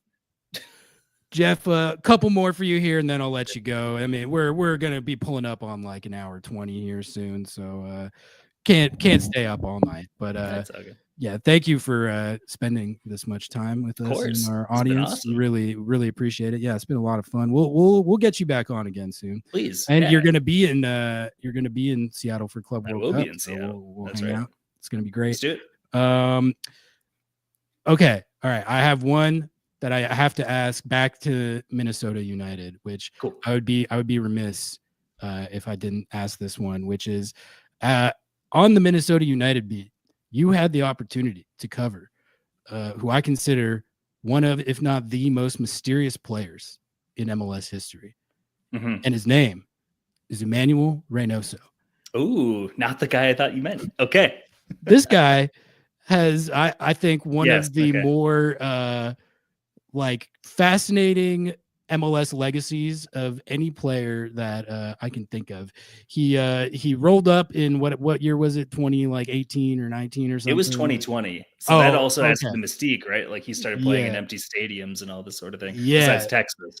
So he rolled up with a lot of pedigree from, was it Boca Juniors? Boca Juniors, yeah. Yeah. He wrote like Nico Ladero rolled up as like the number 10 from Boca Juniors to Minnesota United. It was a big signing at the time, and on the field he was just fantastic. I mean, I think one of the best pure dime dishers I've ever seen in MLS. Totally. The vision and the passing, the passes he could pick out, the through balls, the switches, the long passing, the set pieces, just a absolute wizard out there. But his time with Minnesota United ended up colored by a lot of very bizarre situations where he would just not come back from Argentina in the offseason. They'd be like, hey, Reynoso, it's time we got camp. And he'd be like, I'm not. And then sometimes they would be like, no, you really got to. And he wouldn't answer. Wouldn't answer at all. Yeah. Where is he? The stories became like, where is Emanuel Reynoso? And no one ever knew. And that would have been weird enough if it happened one time. It happened like 3 or 4 times. There was like multiple times there was one time where he showed up for the first day of preseason. It's like, oh, I have to go get my passport. Then it's gone. And then it's like, and then they're like, people are like, well, did you talk to him? Do you know where he is? They're like, no, we don't know. Right. No. And so, from the outside perspective, my biggest question would always be, where is this man? Can someone go find him? Feels concerning at this point. And really, well, first I wanted to pitch my idea about this, which is like an HBO style series about Emanuel Reynoso with him as the main character, but like the storyline of the series is like what he was doing while he was away from Minnesota United and no one knew where he was. And you just because honestly, like based on what got myself some mate. Based on what did come out about it, like it sounded like stuff was pretty crazy at times. Like we don't need to get into the exact like what he did, but like going to parties, getting in fights, like getting stuff photographed, holding a pistol by a bag of cash. Stuff like that. Right. To cite hypotheticals. So as someone who was covering the team day in, day out while this was going on, I guess what was that like, and how do you sort of tackle it as a reporter when you have a really like bizarre situation like that? Yeah, I think that's one where you just gotta you gotta trust your relationships there and also respect them, right? So it's like that thing where you don't push too hard and not out. And in this case, it wasn't as a like just go easy, man. They'll tell you when they're ready, because that's not how journalism works. But like it's more of a they're not talking for a reason. Okay. And what I vividly remember, because I remember a lot of that was virtual for that first year, but by the time he started his kind of Reynoso routine, like it was one of those, I can't take it. Like 50,000 people came up with that joke, like at the same time when he didn't show up for camp. So I've made that joke, but it's still good. It's still bangs. Yeah. It will play for the ages. When that started, I remember there was a lot of eye rolling for a while, and it was just like, are you kidding me? This is the guy who almost brought us to MLS Cup until stuff happened in Seattle. And then 2021 happens, and we hit some kind of rocky waves. There was a little bit of a turnover with the roster. Kevin Molino left, and I think people kind of have already forgotten how good Kevin Molino could be in the late 2010s through like 2020, between like ACL tears 1 and 3. Like he was so good. And that was the best he ever looked in MLS, and probably his entire career was like 2020 when they made that run. And so he suddenly was gone. He went to Columbus, I think, at the time, and he was finding it a little harder to have his allies. So there weren't many people in the locker room who were still going to be like, hey, just give him time, whatever, right? Like a lot of those guys in his corner, maybe at the locker room, had already left. And then he stopped showing up. And at first it was just I know, total diva. Like we ran into this with Johan Venegas. It's ridiculous. Like, but whatever, he'll show up before the season. To like we're to a point now where we're really upset, and like we're assuming that we need to look at contract termination and maybe legal action against this guy, whatever, right? And I went out to that year's, it was 2023, was like the most prominent time of this, I think. And it was deep in the preseason. He still hadn't reported. I don't think he ended up reporting until like April, basically, or like March, and then didn't play until April. And I went to the Coachella Invitational to cover like half a dozen MLS teams at once, which is just such a rare opportunity post Super Draft now. And I went to interview Hassani Dotson for a like just real quick sort of like, he was coming off his own injury and he became a dad. Seattle native. Exactly, right? So I was just like the local angle, right? The twice local angle. I was writing a profile on him, and I remember asking him, and it was the first time where I saw someone's body language change when I brought up Reynoso, and not go in like a whatever sort of like place, or like a frustrated and like, I hope you don't ask me because I'm gonna like punch something if you do say his name, because I've heard it too much in bad context lately. Instead, it was like him being like, I want him to know that we are here for him. And that we hope he's okay. And it was just like, oh shit. And then it started to come out that like his family had like history in the barrios, and they were being like, the HBO series would have content. I'll put it that way. They would have plenty that they could work with. And once that became the case, the sort of Minnesotan empathy of just like, man, I just hope that you're all right, because you're not just your career, like at this point, fuck your career, right? Yeah. But like your life could get like really damaged. And it like, I mean, the photos came out, they were all over. Like it did get damaged to an extent. He's still playing, but he's like a squad guy in Liga MX, I think, at this point. I was going to ask if you knew what he was He's back in Argentina now. I think he's at his Is he at what was it? It starts with a T, but it's his boyhood club. Not Tenerife, that's in Spain. Anyway, he's back in Argentina, and I hope that that's a good move for him to be close enough, but not too close. But at the same point, hit it. Is it crossing? Tallares. Tallares, yeah, okay, good. Yeah. It did start with a T. Okay, there's some credibility still. But yeah, it is a really sad story of like if you have the wrong people in your corner and you get to a point where your own team is going to give you a little bit of leeway and you don't know how to respect it for what it is, and you take all of the leeway, like it got really, really bad for him, unfortunately. Yeah, it is. We you know, I'm guilty of I made the Reynoso joke, but it is sad because of like, you know, all the stuff you mentioned, and then also on top of that, just excellent player. Like he really, oh my God, really I know. was it's one like, of like the list of guys who you're pretty confident from anywhere on the field could hit it to anywhere else on the field, like on a dime, is like so small. Like even like some of the best players who are like up against him in like assists, like Espinosa or Carlos Hill, like. Now there's something different about a Reynoso dime. I don't really know what it is. I don't know either. I think it was just like the effortlessness. Like it was one of those things where it just like I was watching a really good like Foolish Baseball episode yesterday where it was just like Hank Aaron's power came from his wrists, and it's one of those things where he wouldn't swing the prettiest. He didn't have like a Griffey swing or anything like that, but like he could just like whatever with anything and always hit it to like deep center 425. Like it's one of those where it's just like if you just have that strength and that like nimbleness with like your footwork, you can just do whatever you want. And I think he truly could have done with like the right people in his corner. That was the kind of talent where he could have played in any league in the world and started. But, you know, really, I think Minnesota feels still. I don't think anyone will say many kind words about him at this point among the Minnesota fan base, but I think within the locker room, the holdovers and the organization, they'll be like, it was just like a pleasure to play with him and a shame that it ended like it did. Yeah, I do remember it getting to a point where there was quotes coming out of like preseason camp where the players were where they were fed up with it. They were like, we don't want to, like, it's like you're either in or you're out. And if you're not showing up, then if you're out, you're out. Like, so that is, it's the whole situation was really sad, and I did really enjoy watching him play. It is a crazy story that I think the HBO series that's one of my. They should look into it. One of my better takes.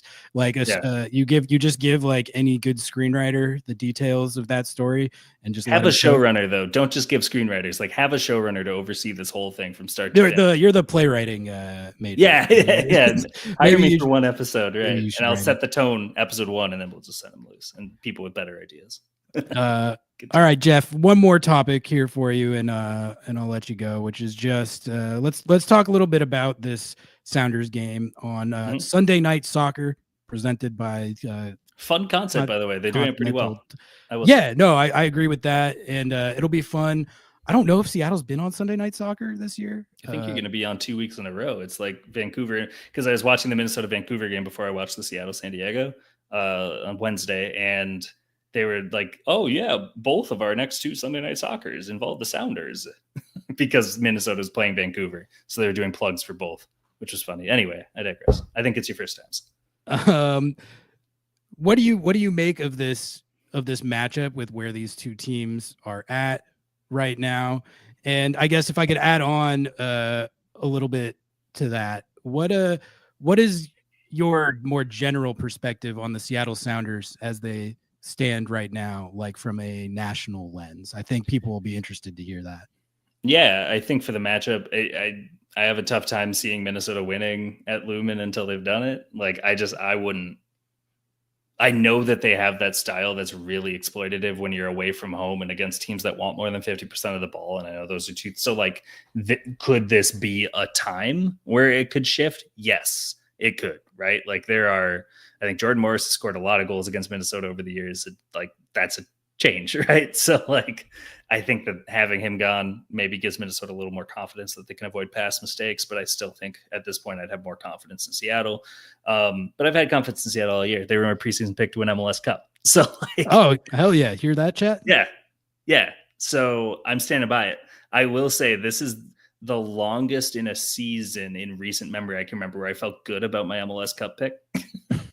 Yeah, usually it goes off the rails like right. Matchday 4. Yeah. Yeah, I think last year I had the Crew, which felt really good until the first round of the playoffs, and this year much better so far. And I think part of that is also like I knew it would take a little bit of time, but like this is a coach who understands how to like get the pacing of momentum and like understand not to panic too soon, right? And throw out the entire plan and keep building to something. So like I think Seattle's in a really good spot. They're fourth in the league in expected goal difference, which is just general underlying numbers bullshit for like they're actually better than the opponents they play in terms of chances created and chances conceded. And they're at a level that looks really sustainable, man. Like I still think the Western Conference goes through Seattle this year. I think that LAFC did get a bit of a shot in the arm with Cherundolo announcing this would be his last year, because I think there are a lot of players in that locker room who will want to do something for him this year because they've struggled so much in big games under him. So it's like not just his reputation on the line, but kind of theirs with LAFC anyway to scale. So I think that's different. Obviously, the Galaxy are shit. So like there's one less contender to really worry about. RSL fell off in a big way. People forget they finished third in the conference last year. Yeah. Like, so it's just like it's a very different West. You've got Vancouver, but competitive on all fronts. We'll see if eventually, like there's something Jesper Sorensen said last week where it was kind of like we have to keep evolving no matter how good we are, because we do recognize teams are starting to learn what we're doing. And we'll see if they can kind of outpace opponents with that. I still think they have the talent to pull it off, but it's always interesting. The team that starts the season strongest, I don't think often wins MLS Cup, right? Like I'd have to go like back. The Whitecaps are not going to win Cup this year. I don't think so. I don't think so. Not because they're of like any drop in quality or fall off. It's just the best team usually doesn't. Yeah. And they're clearly the best team. And that's fair. That's totally fair. Like they might win CCC, but Cup they're not going to win. That's actually a really good point though, because like I think people forget, like even in 2023, Columbus didn't win the East, much less the Supporters Shield. You know what I mean? Like that's kind of one of those teams where as soon as you see it, it's one of those that's just kind of stays in your memory as like this is a very, very good to like no, this is a great to excellent MLS team, right?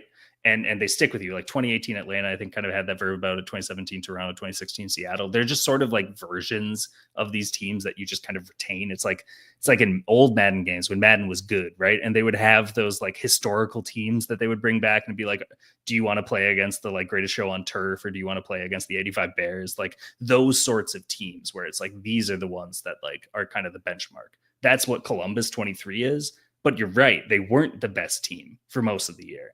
And so I think that there is still time for someone else to kind of step into this conversation. And I don't know if I would say it's Philly either. I still think that like... Are you not sold on Philly?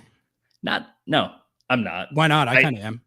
I'm sold on them as a team that's going to get a lot of regular season points. But I'm also not sold on that ideology as one that wins MLS Cup. Because I think that we've seen other teams with better squads and more established cores plus coaches, and I'm specifically talking about Jesse Marsh's Red Bulls, not do it, where I just think that teams can figure it out, whether it's him, Chris Armas, or Bradley Carnell. So I don't think that they'll win MLS Cup either.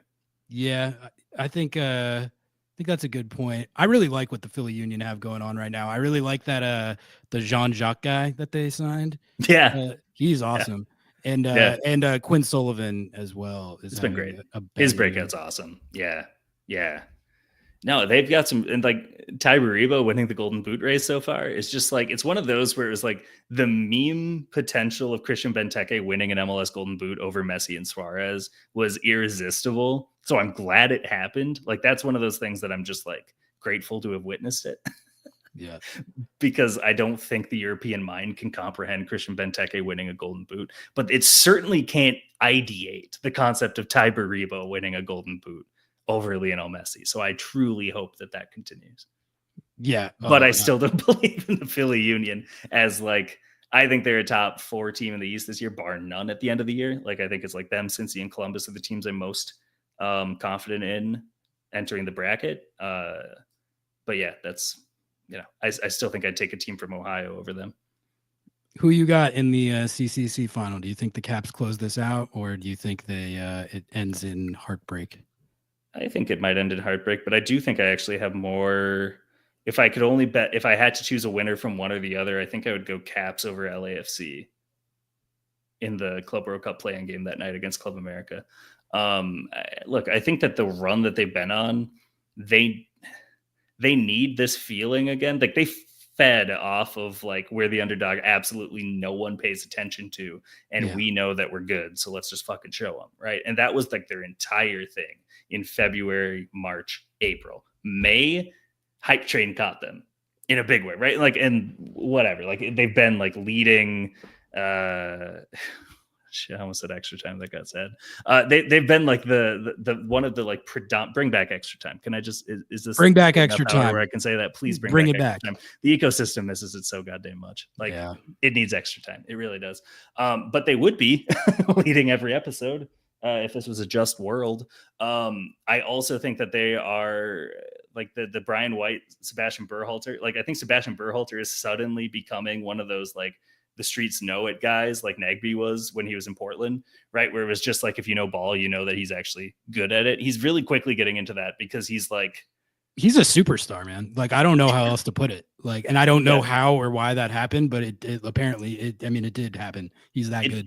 Blew my mind talking to him because I did a piece with him before the second leg against Miami and did a one-on-one, and we talked about like his dad and all this sort of stuff. And I kind of like was just like, hey, we're going to talk about the World Cup. I know you were at the 2022 World Cup. I know you know what happened right after it with a close family friend. We'll get into that. So I was expecting that to be a little tense, and he was good about it. Like he addressed it head on, applied directly to forehead. So that was awesome. But the other thing with him was like, my dad didn't want to roll in my career development. Even when I was a kid, he was like, obviously no shit, I have to drive you to practice. It's me or your mom. Right. But like, I'm not going to call coaches and say, you got to play my son. I'm not going to trade for you if I ever work in this league right away again. You know what I mean?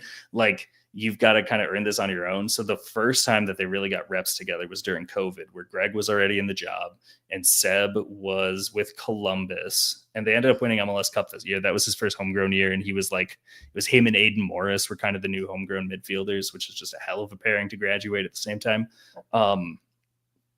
And it was just Greg and Seb working on a park in Chicago and just like working on his speed predominantly, which is funny because I still don't think of speed as like one of like Seb Berhalter's things. But when you think about it, it's probably one of those things where you need to get it to a certain level so that the rest of your skill set sings, right? Like if you eventually can't outmaneuver run away from an opponent, it's going to be a lot harder to go into your bag of tricks. So I think that he has been phenomenal. Yeah, I mean, I'm glad he got a Gold Cup look. I'm really glad. Yeah, I mean, that's it would have been insane, honestly, if he hadn't with the form that he's in. I mean, you could just go down the list with what's going on with that team right now. But like Pedro Vite, one of my favorite players in the league. Obviously, everyone knows about Brian White. So I actually Blackman, one of the best defenders in the league. Yeah, I mean, it's like you can't. Jaden Nelson's apparently like the best winger. I know, it's nuts, dude. Takaoka is like, I think he's like that level of goalkeeper where it's just like, if he was on my team, I'd probably feel really confident. One of the like, you just kind of know when you feel it. Like, I'm a Bournemouth fan. I had Kepa Arrizabalaga this year. I was never confident. Yeah, no, honestly, I think they have a great chance of getting it over the line. I don't want to jinx them. It's going to be a really hard game. They're traveling for it. Totally. Berhalter's not playing because of a bullshit, such bullshit CONCACAF policy. So my rule, if I'm ever FIFA president, is going to be that like, there's only like certain suspension wins. You can't get a yellow card accumulation suspension in a tournament for a final, but you can get a straight red. So don't do that. They got to do something about that rule. Right. I already did a lot of soapboxes about that because I'm pissed about it. I want to watch. Totally. Berhalter needs to be playing in this game, like for it to be like a true the true game like that it can be. Who is the actual champion, right? Like, because and if they lose, I'm going to be saying, I mean, if Berhalter you and me both, man, won, like that's there's already a baked in narrative there.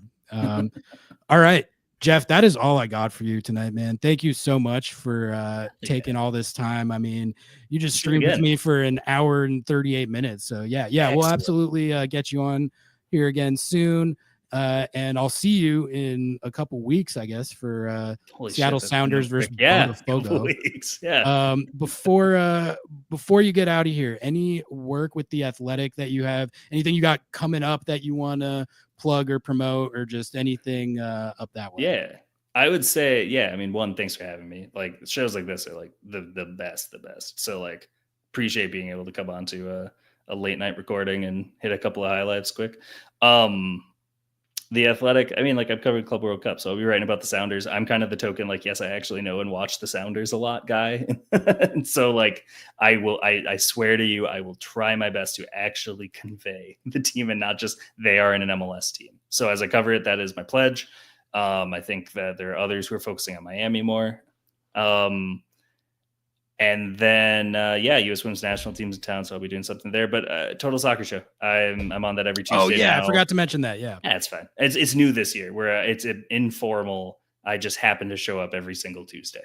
I'm not officially on the Patreon, but like friend of Lobbing Scorchers, Joe Lowry, the man. He's awesome. Yeah. With Joe, it's Joe and Taylor and I every Tuesday. Sometimes Graham. Ruthven as well, but like it's been a blast just to actually be like back to podcasting again. I miss it a lot, and I say a lot more than I used to, and I'm working on it. And I probably did too much tonight, but you're not editing this, so that's always for the best. All right, well, thank you again, man. Much appreciated, and we'll talk soon. Sounds good, man. Thanks for having me. Take care. That was Jeff Rueter of The Athletic. Really great interview there. Hit on a lot of stuff for over an hour. And that's one of the most knowledgeable MLS reporters in the game right there. So glad we got time to dig into some Seattle Sounders with him and talk about the league as a whole. And again, always feel like I learn a lot about the Seattle's upcoming opposition when we do these interviews. So hopefully you guys are enjoying them. And I'm going to keep trying to do them every week. Derek Richards coming in with the gifted membership. I don't know how many of those we've had. That's awesome. Thank you, Derek. Appreciate you as always, man. All right. Probably not going to stay on too much longer.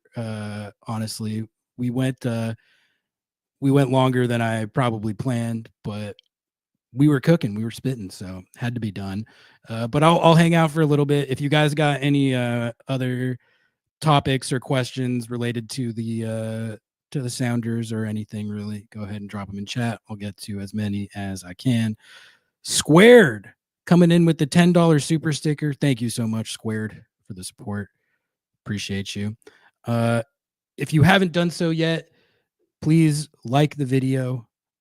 That is, like, honestly, apparently the most important thing for the algorithm. Like the video, subscribe to the channel. And yeah, let's keep it rolling here. Man, I was planning on busting out the All-Star ballot. But I feel like I'll get so in the weeds with that. I'll be on for another like 2 hours. I think I'm going to push that, chat. I think I'm going to push that.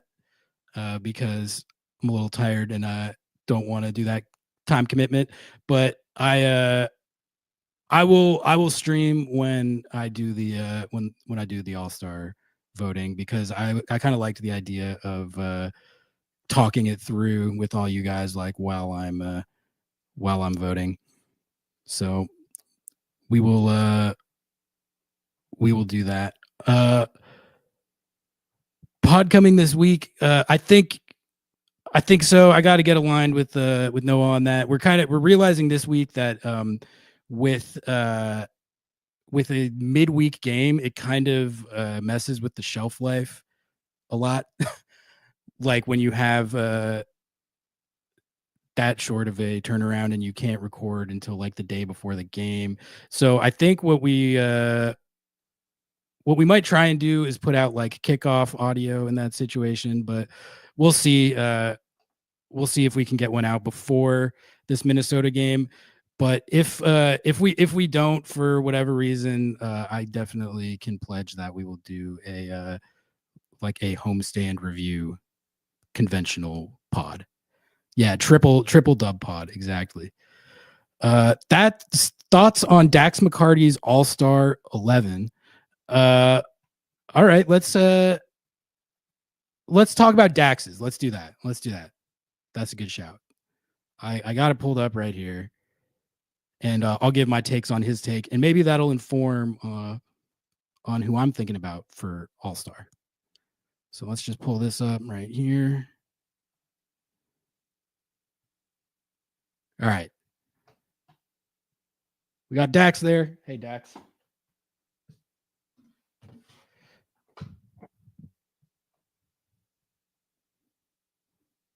MLS All-Star 2025. Which players deserve your vote? There's Dax. There's Denny Bwanga. All right. Let's see who he's got here. So for his honorable mentions, let's look at these guys who didn't make it. These are kind of the bubble guys, the controversial omissions. He's got Kevin Denke, Chicho Arango, Tawny from Minnesota, Alonso Martinez, and Albert Rusnak. Albert Rusnak is in Dax McCarty's honorable mentions. What an outrage. What an outrage that Rusnak wasn't in there. Honestly, man, I do this vote every year. It's so hard. Like there's just so many guys at every position. Like if you're talking about who you would put as the starting all-star number 10, like I think Rusnak for sure had an all-star caliber year, but I mean, let's see who he put. Let's see who he put. So these are the attacking mids that made it. Let's see if we think that Rusnak is snubbed for any of these guys. Dax has Evander, Martin Ojeda as his two attacking mids, and then Pep Bial, Carlos Gil, Georgie, Diego Luna in this in this other honorable mention. See, honestly, like do we think that Rusnak is far and away clearly should be in there over Evander and Martin Ojeda? I'd argue that he's played like in the vicinity of those guys' level this year, but like I can't be outraged that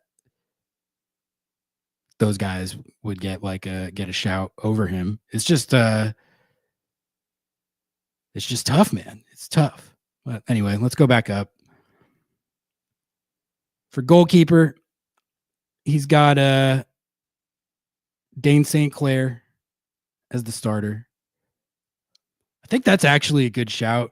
I was thinking Zach Steffen, who he's got in the honorable mention.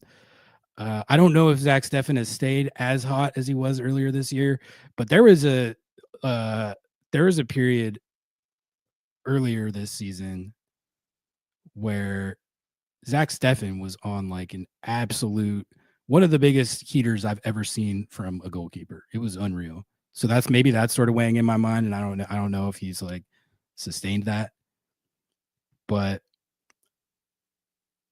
I might go with Zach Steffen. When I do it. Do we actually want any Sounders putting more minutes on their bodies, risking injury in a midseason exhibition match? Yeah, honestly, not really. Like that's why every year when people are like, "Oh, Christian Roldan got subbed again," I'm like, I mean, I wish he'd made it for him, like for the bonus and the honor of it and stuff. But low key, I mean, they're not like running the guys into the ground during the All-Star game. They sub everyone out like at half, and they just sub a lot in general. So I've never been like super, super worried about someone getting hurt in the All-Star game, but I definitely like the MLS season is such like a ridiculous grind anyway, you know. Throw another game in there. Selfishly, I don't mind it when a Sounder gets snubbed because I don't want them out there like risking it. Center back Tristan Blackman, that is like a no doubt about it, has to be in there. Any ballot that doesn't have him on there is objectively wrong. That is who I will be casting my vote for at one of the center back spots. But I think the next one is interesting. It really could go a million different ways. He's got it as Glesnes. I think that's a good shout. I think that's actually a really good shout. I really that's not one that would have popped into my head like right off the top, but I'm a little more in on the Philly Union stock than Jeff is. I think they've got it going on, and he is a big reason why. And he has been for a few years. But when we're talking about, I mean, he was, like Dax mentions here, 2022 MLS Defender of the Year. But I think Blackman Glesnes is a defensible. I mean, like I said, Blackman has to be in there. I don't mind the Glesnes pick. I don't think that's what I'm going to go with, but I don't mind it. I don't hate it. Let's see who he's got in these honorable mentions. Fofana for the Revs. See, that's one like I don't know that much about. I'll have to look into that. Miles Robinson, good shout. I kind of, you know what, chat? You know what? I kind of like the Boxall shout here. I do.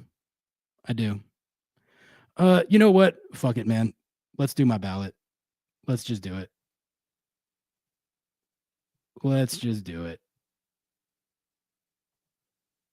This is making me like going through Dax's ballot is making me want to do it. So let's do it. Sorry, I have to pull it up. Pull up the fan vote.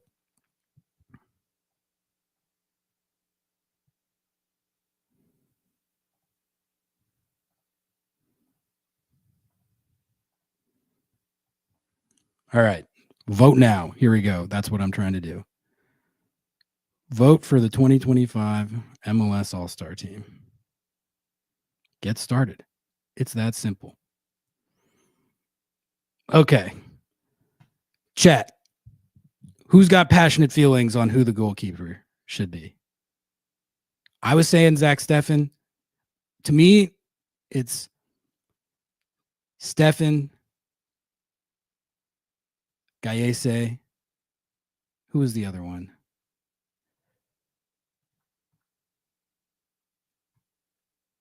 Dax had St. Clair. I don't know. I'm kind of feeling Steffen. I reserve the right to change my mind on any of these. And all right, look, like I know a lot of people are gonna like if I don't do this 11 all Seattle, but I'm trying to be like trying to be objective here. But has Zach Steffen really been better than Fry?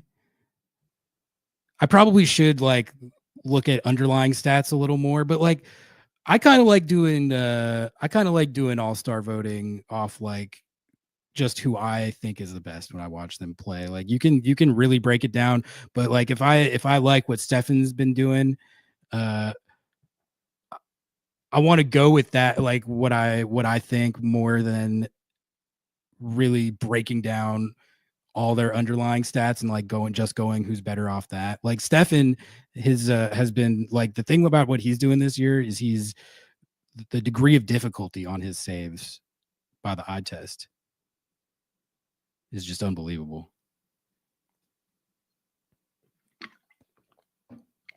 I'm gonna put him in there for now. Jake's still mad at Zach Steffen for getting goalkeeper of the year. That Fry probably should have got it. Definitely should have got it that year. I agree with that. But that's not Zach Steffen's fault. He's not the one who makes that decision. Like, what do you want him to do? Decline it? All right, let's hit left back. I think man, I think you got to go Kai Wagner here. Or Wagner. What did I call him? Wagner. Kai Wagner.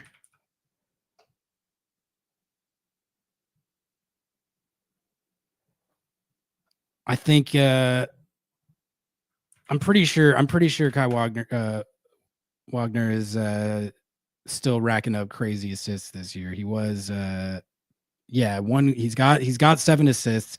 This guy's pretty incredible. He just grinds out double-digit assists seasons like it's absolutely nothing. So he's doing it again this year, and the Philly Union are playing really well.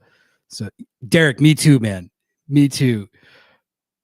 I've been wanting that one for more than Gressel, man. More than Gressel. I was telling Jeff about how much I wanted Julian Gressel on the Sounders for a long time, but Kai Wagner even more so. All right. Let's just get Blackman out of the way. No shot that it's anyone else. But who should I hit for that second center back? Who should I hit? I was saying Boxall. I'm going to do it. I like it.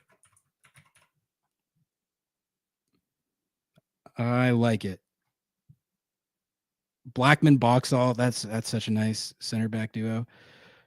Right back. All right. This is actually an interesting one. I think Andy Nahar has a good shout here. But I think I'm going to go with my heart here, chat. I think I'm going to go with my heart. Tell me what you guys think of this. Alex Freeman. I think he deserves it. I think this is the pick here. He's been that good. And what's interesting about him is just how like different he is as like in terms of his profile than you typically see from a fullback. He's like 6 foot like 3 or 4. He's like more like a center back in terms of his physical profile, I feel like. But his attacking play for them, for Orlando City from that position is elite. And like he's just such an imposing presence defensively. He is incredible. Honestly, if you guys have not been watching Orlando City this year, watch some Orlando City, watch some Alex Freeman. The guy is incredible. Can I not change the formation? Is this like because there's only one defensive mid spot? Whatever. I'll just I'll figure it out. All right, defensive mid. This is tough, man. This is tough if we're going one spot. This is tough.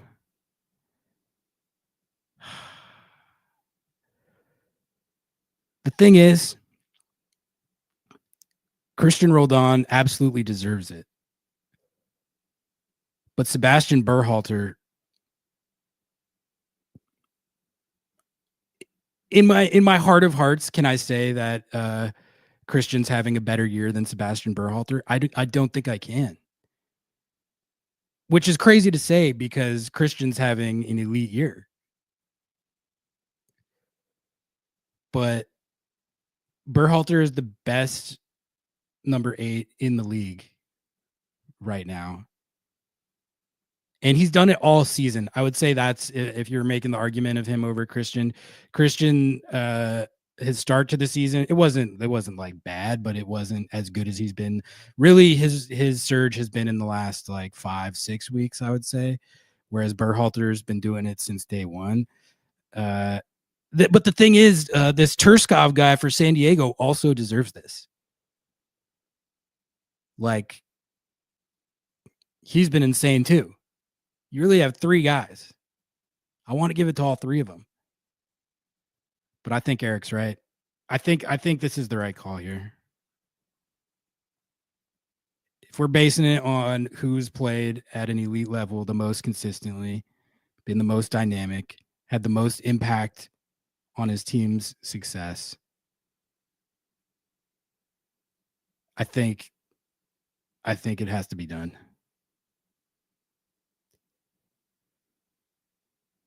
Kai Wagner and Alex Freeman aren't in the West. Did you mean like all the players up here are in the Western Conference? Higher rated than Berhalter by some analytics. Interesting. I'll have to look into that more. But like I said, like I'm all the DMs in the West. Okay, I got you. Yeah, that is true. Like, I don't know. I guess I just think Berhalter is that guy this year. I think he's that guy. Christian is that guy too, and I watch him do it every week. And honestly, Christian's been playing some of the best ball I've watched every game he's played as a professional. And the stuff he's doing like lately has been unbelievable. He deserves the spot. But I gotta go with my gut, chat. I gotta go with my gut. All right, attacking mids. I think Evander gets one of these spots. That seems pretty clear cut. But then what do we do? Dax went Ojeda. Pep Biel is Noah's guy, but I feel like he and their team have fallen off a little bit. Carlos Heel, Georgi Mihailovic. I'm going to be honest, guys. I kind of like Diego Luna right here. Although, if I'm, it's one of those things like how much do you weigh team success? Because RSL is not very good this year. But Diego Luna individually, it's definitely not his fault that they're not very good. He's been fantastic and he's a really fun young player. But also, it's like Rusnak has been more valuable to a team that's had a lot more success than Real Salt Lake.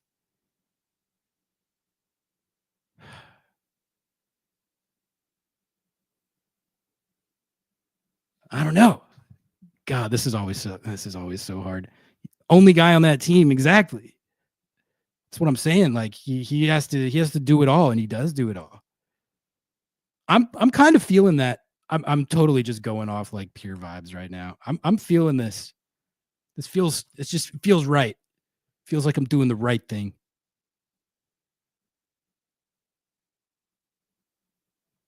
God, this lineup is pretty sick. It's actually such a nasty looking lineup in a good way.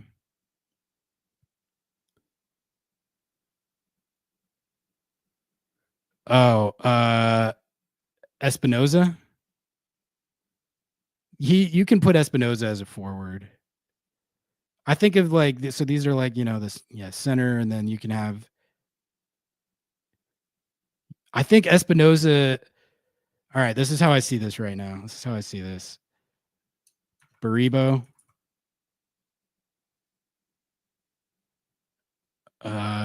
He should have been in the middle. Did I click the wrong one? Okay, it's just doing that automatically. Baribo, one of them. I think Espinoza.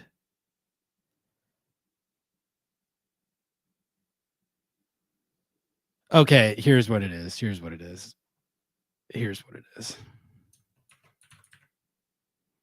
I'm not doing this and not having Brian White on there.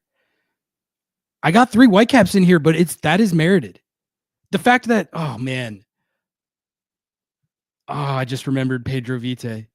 Pedro Vite, Brian White, Sebastian Berhalter, and Tristan Blackman all deserve to be here. Like, I honestly believe that. But it's like I feel wrong not having Pedro Vite on this. He's like the best one, arguably. Doesn't feel right not having him on this. But can I have 4 Whitecaps? Chat, yes or no? Can I have 4 Whitecaps? Should I have 4 Whitecaps? Because I have no problem on principle putting Pedro Vite in there instead of Diego Luna.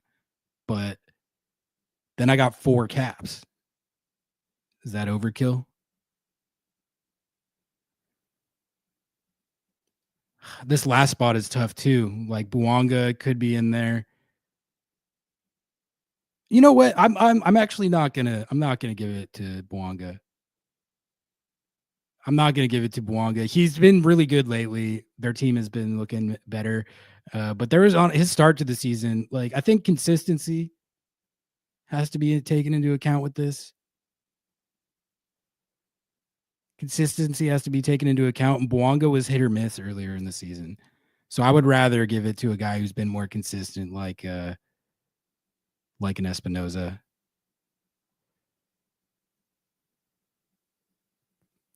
Oh, how do I leave Chucky Lozano out too? How do I leave Anders Dreyer out? See, this is just, it's really, you got to have, I think people were saying like they need to do like 2 best 11 style, like to get everyone in there. Cause like honestly, Chucky, I really think should be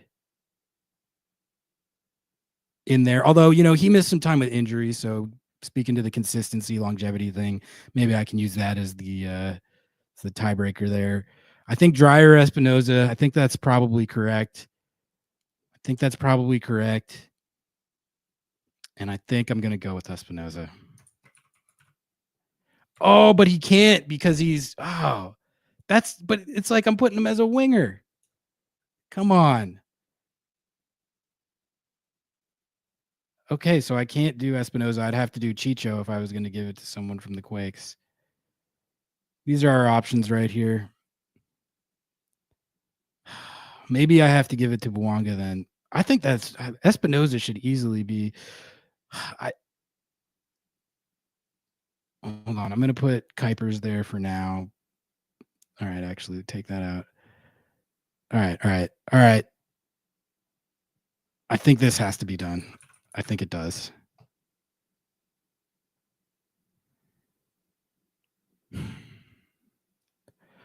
I like that more.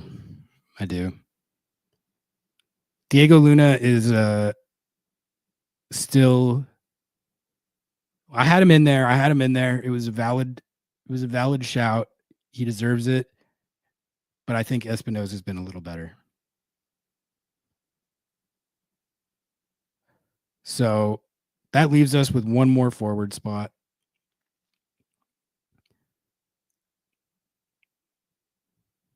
What do you guys think? I know, I just formation. What are we doing? It's looking like, all right, Kuipers, Bouanga, Denke is still out there. Those 3 are all okay. Dreyer is eligible. Oh, I kind of want to do Dreyer, chat. I kind of want to do it. The haters are going to say that it should be Bouanga. All right, let's just see what this looks like. I thought I don't really understand the eligibility, like positional eligibility. Nah, Latte Loth. Team success I'm factoring in there. He scored a few goals, but all 3 I have in there over him have been like way better teams. Yeah, hasn't scored in 8 games. That's kind of crazy. What do you guys think? I kind of like this.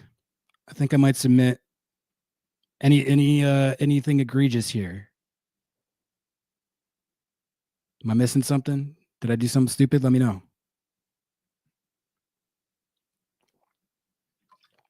I just am not including Messi. Like everyone, I think everyone knows that he's good enough to be an all-star. He can be an MLS all-star. Lionel Messi can be an MLS all-star this year. I'll allow it, but I'm going to try and give shine to these other guys. Let's talk about this in terms of like the non-negotiables. Like who's debatable? Goalkeeper's at like probably the most debatable one. That's the one where I'm like, I don't know if I've made the right decision here. I think Stefan's a good pick, but it's not like a slam dunk situation. I think left back is debatable, but I picked the one that I personally like the best, which I think is a fair thing to vote on. I like what I did with the second CB spot. I was kind of struggling with that when I was initially thinking about it, but I feel good about Boxy. To me, Freeman is a lights out pick. It's not like if someone wanted to debate for one of the other guys, like I wouldn't argue with it. But for me, that's a slam dunk. For me, Berhalter is a slam dunk. Like there ain't no way. There ain't no way you can have this lineup without him. He and Blackman. I think Evander's pretty non-negotiable. The Espinoza spot's the one you could debate a little more. That's what I'm saying. Like I want to be able to rock a double pivot here. Like if I could rock a double pivot, I would drop Espinoza and put Terskov or Christian. And I think that would be like more representative of Takaoka. That would be 4 caps. That would be 4 caps. I was already told that I shouldn't do 4 caps.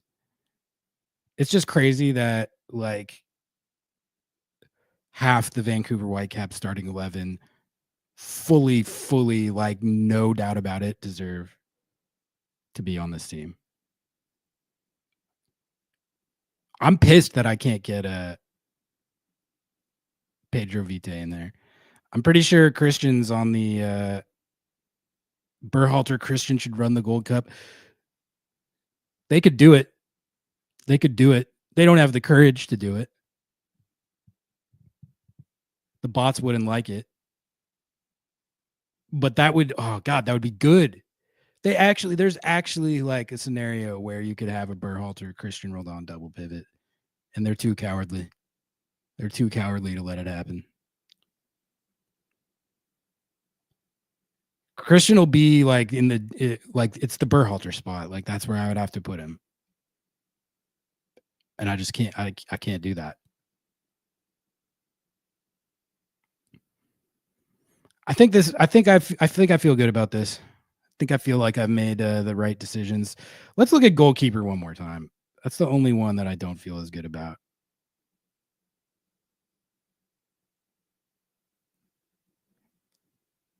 Should I just give it to Fry? Is that like a homer pick? Man,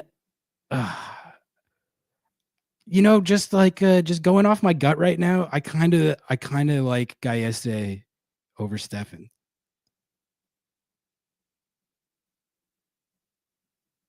Give it to Fry.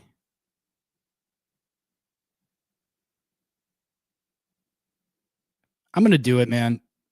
I'm going to do it. They can call me a homer. That's the only sounder that I have in the 11.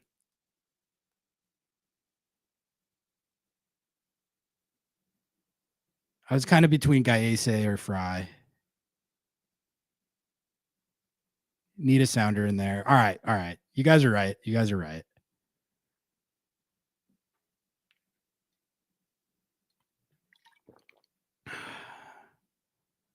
I think this is it.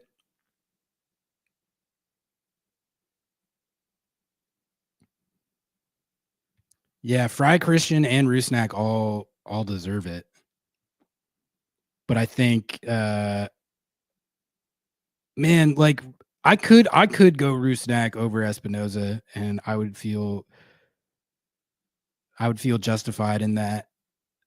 Here's the thing. If I'm trying to look at this, like say I was an outside observer, Rusnak did miss some time with injury, which he still played at an all-star level and still produced at an all-star level. But in a tiebreaker scenario like this, I think giving it to the guy who's like played more games would be fair. Check the stats. All right. Let's see what Espinoza's got here.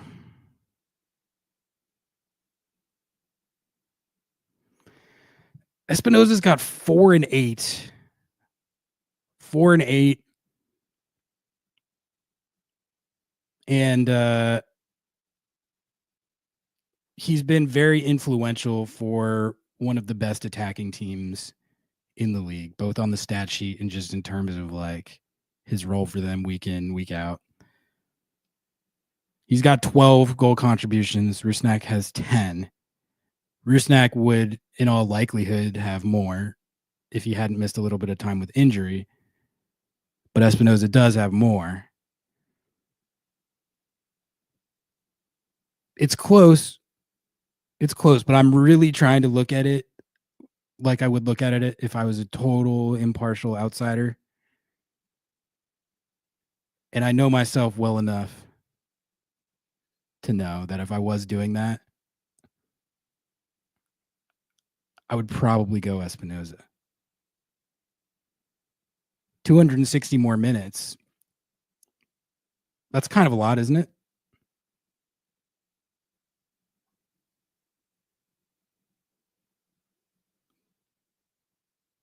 Yeah, the formation is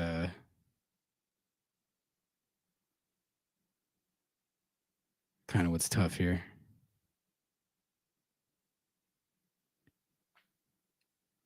I think I feel good about this. I like that I was able to get Dryer in there. I feel like all the non-negotiables I have in there. I feel good about getting Fry in there.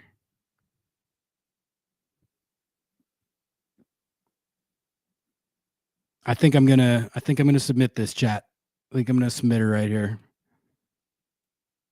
Am I missing anything? Am I doing anything crazy here? Am I doing anything crazy? I think this is all at least like defensible. It's not like a ballot that an outsider would see and be like, what is this guy doing? He has no credibility. All right. Oh, nominate your captain. Nominate your captain.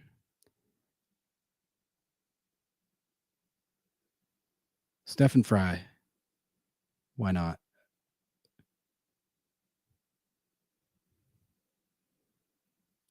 Locked in. Locked in. All-star vote submitted. The deed is done. Steph Fry. Come on down. If my ballot turns out to be predictive, you're an MLS All-Star. That was fun. Fun little thought exercise there. Thanks for talking through the picks with me. All right, chat. I'm going to start the process of wrapping it up here. So you already know what time it is. We're going to hit the lo-fi.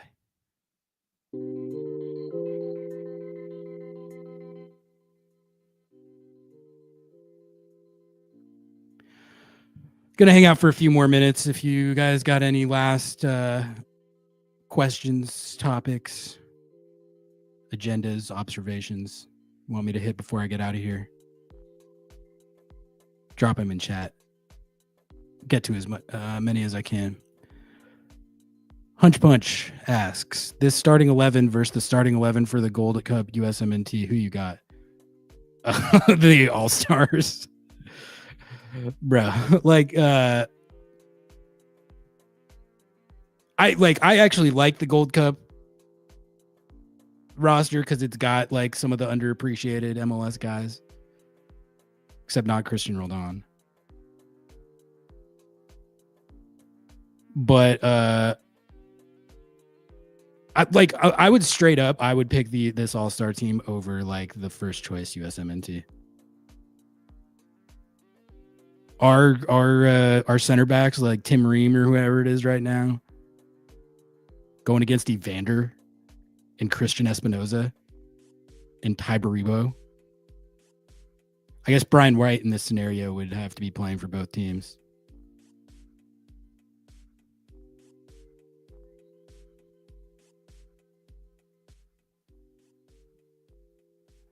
Can we beat Minnesota and Vancouver? Yeah, I mean, yeah. Like, Minnesota is really good this year, but they've been good in the past. And like, for whatever reason, Seattle's a bogey team for them. You know how we always talk about like,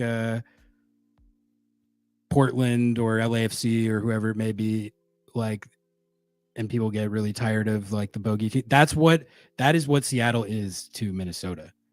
They're the team that when they see it on the schedule, they're like, we're gonna find some way to lose that. Like their fan base, I'm saying. That's how they feel about the Sounders. It's kind of nice being on the other side of that. But so I think that's especially them coming here. They always struggle when they come here. They famously came here for a playoff game the COVID year and almost won it, but didn't. So even though the Loons are good, at home, Seattle will be favored. And then that Vancouver game is going to be like they're going to have 9, like it's right after the CCC final, which we all know that can famously cause hangovers. I don't think it will for them, but also they're going to be missing, I think, 9 guys for that game for international duty. I'm pretty sure something like that. So that Vancouver game is like very winnable just because of that. If they were playing like the peak capacity Whitecaps with Pedro Vite, Brian White, Sebastian Berhalter, Tristan Blackman in the gang, Jaden Nelson.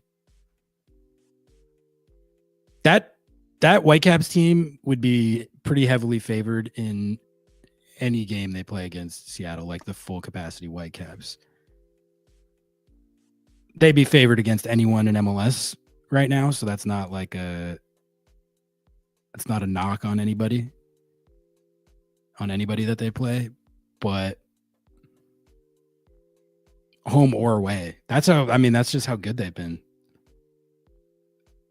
They'll be the favorite in any MLS game that they play until they cool down. Jumped on late. Jesus goal celebration takes. I loved it. I loved how juiced he was, because if you've been paying attention, you'll notice that he's been celebrating all his assists like that, or just when somebody else scores.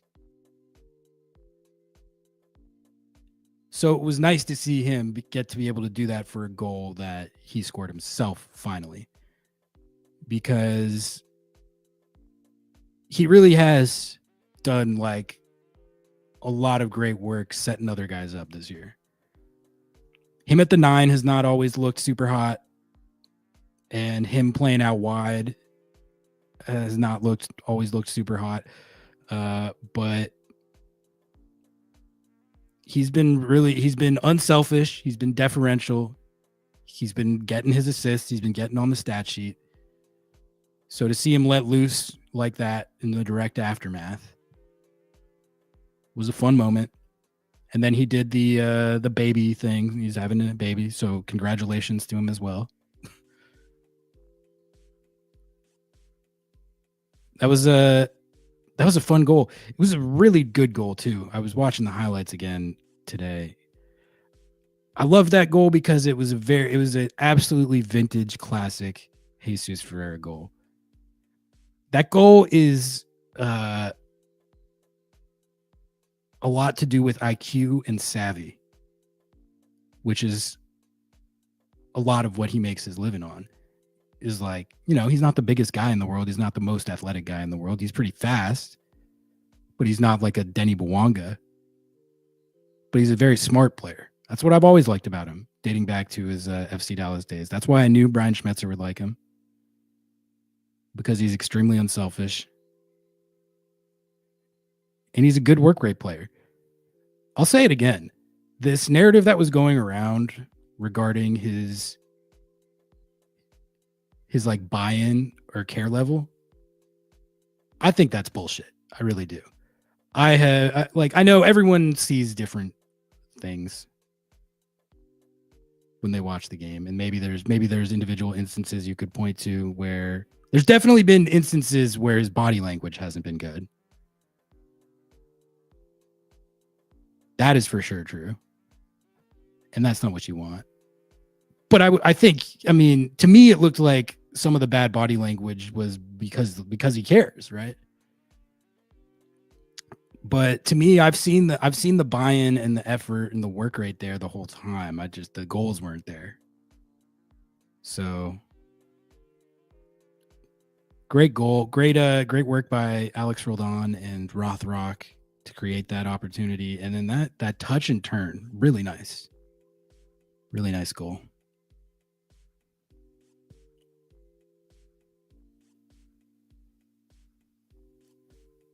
Sorry, there's a lot of questions in the chat here. Kim Ki-hee update. Not that I heard today, but based on my non-expert, non-medically certified opinion, a calf strain or pull like that, you're usually talking about, I feel like it's pretty similar to a hammy now, like 2-4 weeks, probably minimum. And then depending on the severity, could be more like 6. So let's hope it's not that. But I mean, any muscle injury like that, you're looking at the next couple weeks, which that's not good. But Stu Hawks, man, I've been saying this has been a good week for my agendas. The Ferreira's actually not a bust agenda got a little boost. Not victory lapping. But that agenda definitely looks better after this last game than it did previously. And I've been saying free Stu Hawks. Let him play. We've been hearing for like 5 years about how he is the highest upside defender in the Seattle's youth setup. He's signed to the first team. Let him play. They weren't letting him play. Now they are letting him play. Look what happens when you let him play. Did you see what happens?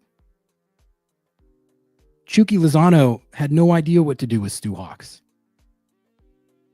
He was in his pocket. Who should be the starting 9 against Botafogo if Jordan is healthy? I think the answer to that question depends on if he was able to get any minutes, like at all, to get his fitness up before the start of the game. If he hasn't played at all yet and it's his first game back, there's no way you start him, both because of the uncertainty of like his fitness, but also he's not like going to be sharp and in rhythm like starting his very first game back like that. It takes a while, especially for a striker, to get back fully sharp. And Moose, we'll see what happens with the Moose injury, but Moose has been in form. So if Jordan is healthy and he hasn't played at all, you still start Moose. If he's put that, it becomes a more interesting question, I think, if he does get any game time before then, and if he looks fit. But like, just the timeline of the injury, I don't think there's any way that he's going to be ready. So would love to see Ferreira in a 4-4-2 with Jordan Morris. That's like that was what we all, or not, I don't know, we all, but like when I heard that they were trading for Jesus Ferreira and I was envisioning how it would look, it was as not as like a dual striker setup, like at a 4-4-2 with both of them up top, but with Ferreira as the second striker kind of playing off Jordan. And I was thinking about that and I was like, I feel like that could be really good. Jordan's been injured, so they haven't been playing together. But we'll see if they can like align it. I feel like when they did play together, it didn't look like it had popped yet, but like he's been on the team for longer now. Maybe that'll work better. I don't know, but that's still the idea that I like. Do we feel Kent is better off the bench a la Georgie? Feel like he's been a bit muted since he's been starting. Could be teams adjusting and scouting, though. Yeah, it's a really good question because I agree. Like, I think a bit muted is a good way to describe it, and I think it's very clear that everyone watches their film. Clearly everyone watches their film because they'll send 2-3 guys at him. It's like the game plan. And I think because the Timbies had a little bit of success with it, other teams are copying them right now, where it's like when he gets the ball, you just immediately have another runner just coming at him, trying to make his life difficult. And he's been dispossessed more in these last games that he's been starting than he was like in those first couple of games, which were so electric. But I will say, man, and I don't know, I still think he's a pretty clear starter on this team. And I was thinking about this even in the San Diego game. I just love watching him play. I really do. Like the just the jukes, the no looks, the sauce. Even when it's not working as well as it did like against in the St. Louis game, it's still just darting around out there. They've needed a player like this who brings the sauce like that. They haven't had one like that's this saucy for a while, and I love it. It's like he's like a Dempsey used to describe playing with Obafemi Martins as like pickup, like street soccer. Kent has a little bit of that to him. It's like he's like making an and one mixtape. Hopefully he gets it back to where like what was so sick about he was doing against St. Louis and in Houston in those first couple of games is that he was doing that stuff and the end product was there.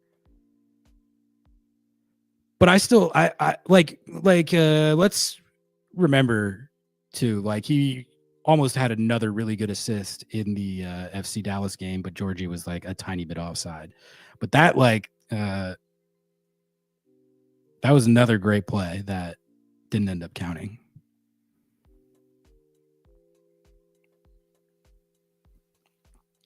This is the good point, Jake. Like I didn't dive into it, but yeah, you can't have the double pivot, Rusnak, and a second striker all at the same time. It sounds like Brian is married to the double pivot, and Albert has proved his value. It's not like I'm talking more of like theoretical setups than like what the first choice setup would be. For a first choice setup, like you got one game, how do you line it up? You're right, but like say there's a situation where you've got like a few injuries or guys missing or whatever, but Ferreira and Morris are both fit. Can you run something like where they're playing up top, like kind of playing off each other? Maybe. I don't know. Kent has been scouted, but he appears to be playing like he's trying too hard instead of just his own game. Needs to relax a bit and let the game come to him, hit his moments. I think there's an element of that too. He's pressing a little bit.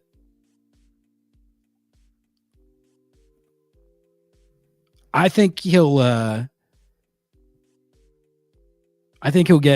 going to get back like closer to what we were saying.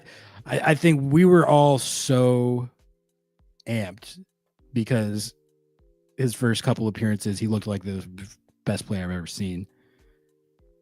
I never really thought that he was going to look like that every single game. That would be, he would be like surefire MVP if he played like that every single game. But I was hopeful, like, man, what if he's even like 75% of this very consistently? This could be incredible. Now I'm a little more like, all right, it's cool that the stock has cooled down like a little bit. But again, like just like the enjoyment that I get out of watching him play, what he brings to just kind of like the attitude of the team, the swagger. It's still been great, even if it hasn't been as productive in the last couple of games. And like you can just see the talent is so evident. Yeah, similar to Pedro. Yeah.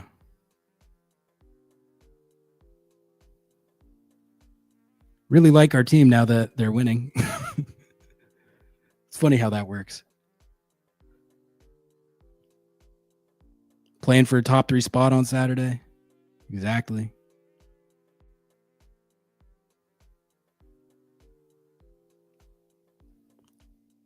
He definitely lifts bums off seats. That is a fact. All right, guys. I'm past 2.5 hours. So I'm going to get out of here. Thank you all so much, as always, for tuning in. Thank you to Jeff Rueter for joining the show for like an hour 40. That was an awesome interview. I hope you guys enjoyed that. We'll get him back on soon. Like the video, subscribe to the channel, rate 5 stars, tell your friends, tell your parents. We'll catch you guys this weekend.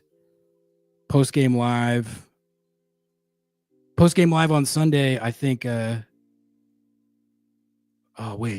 think I'm actually it might be tough to do it like right after final whistle, but I'll definitely do my best to do it like we did it for this last one, and if not, we'll hit it in the morning.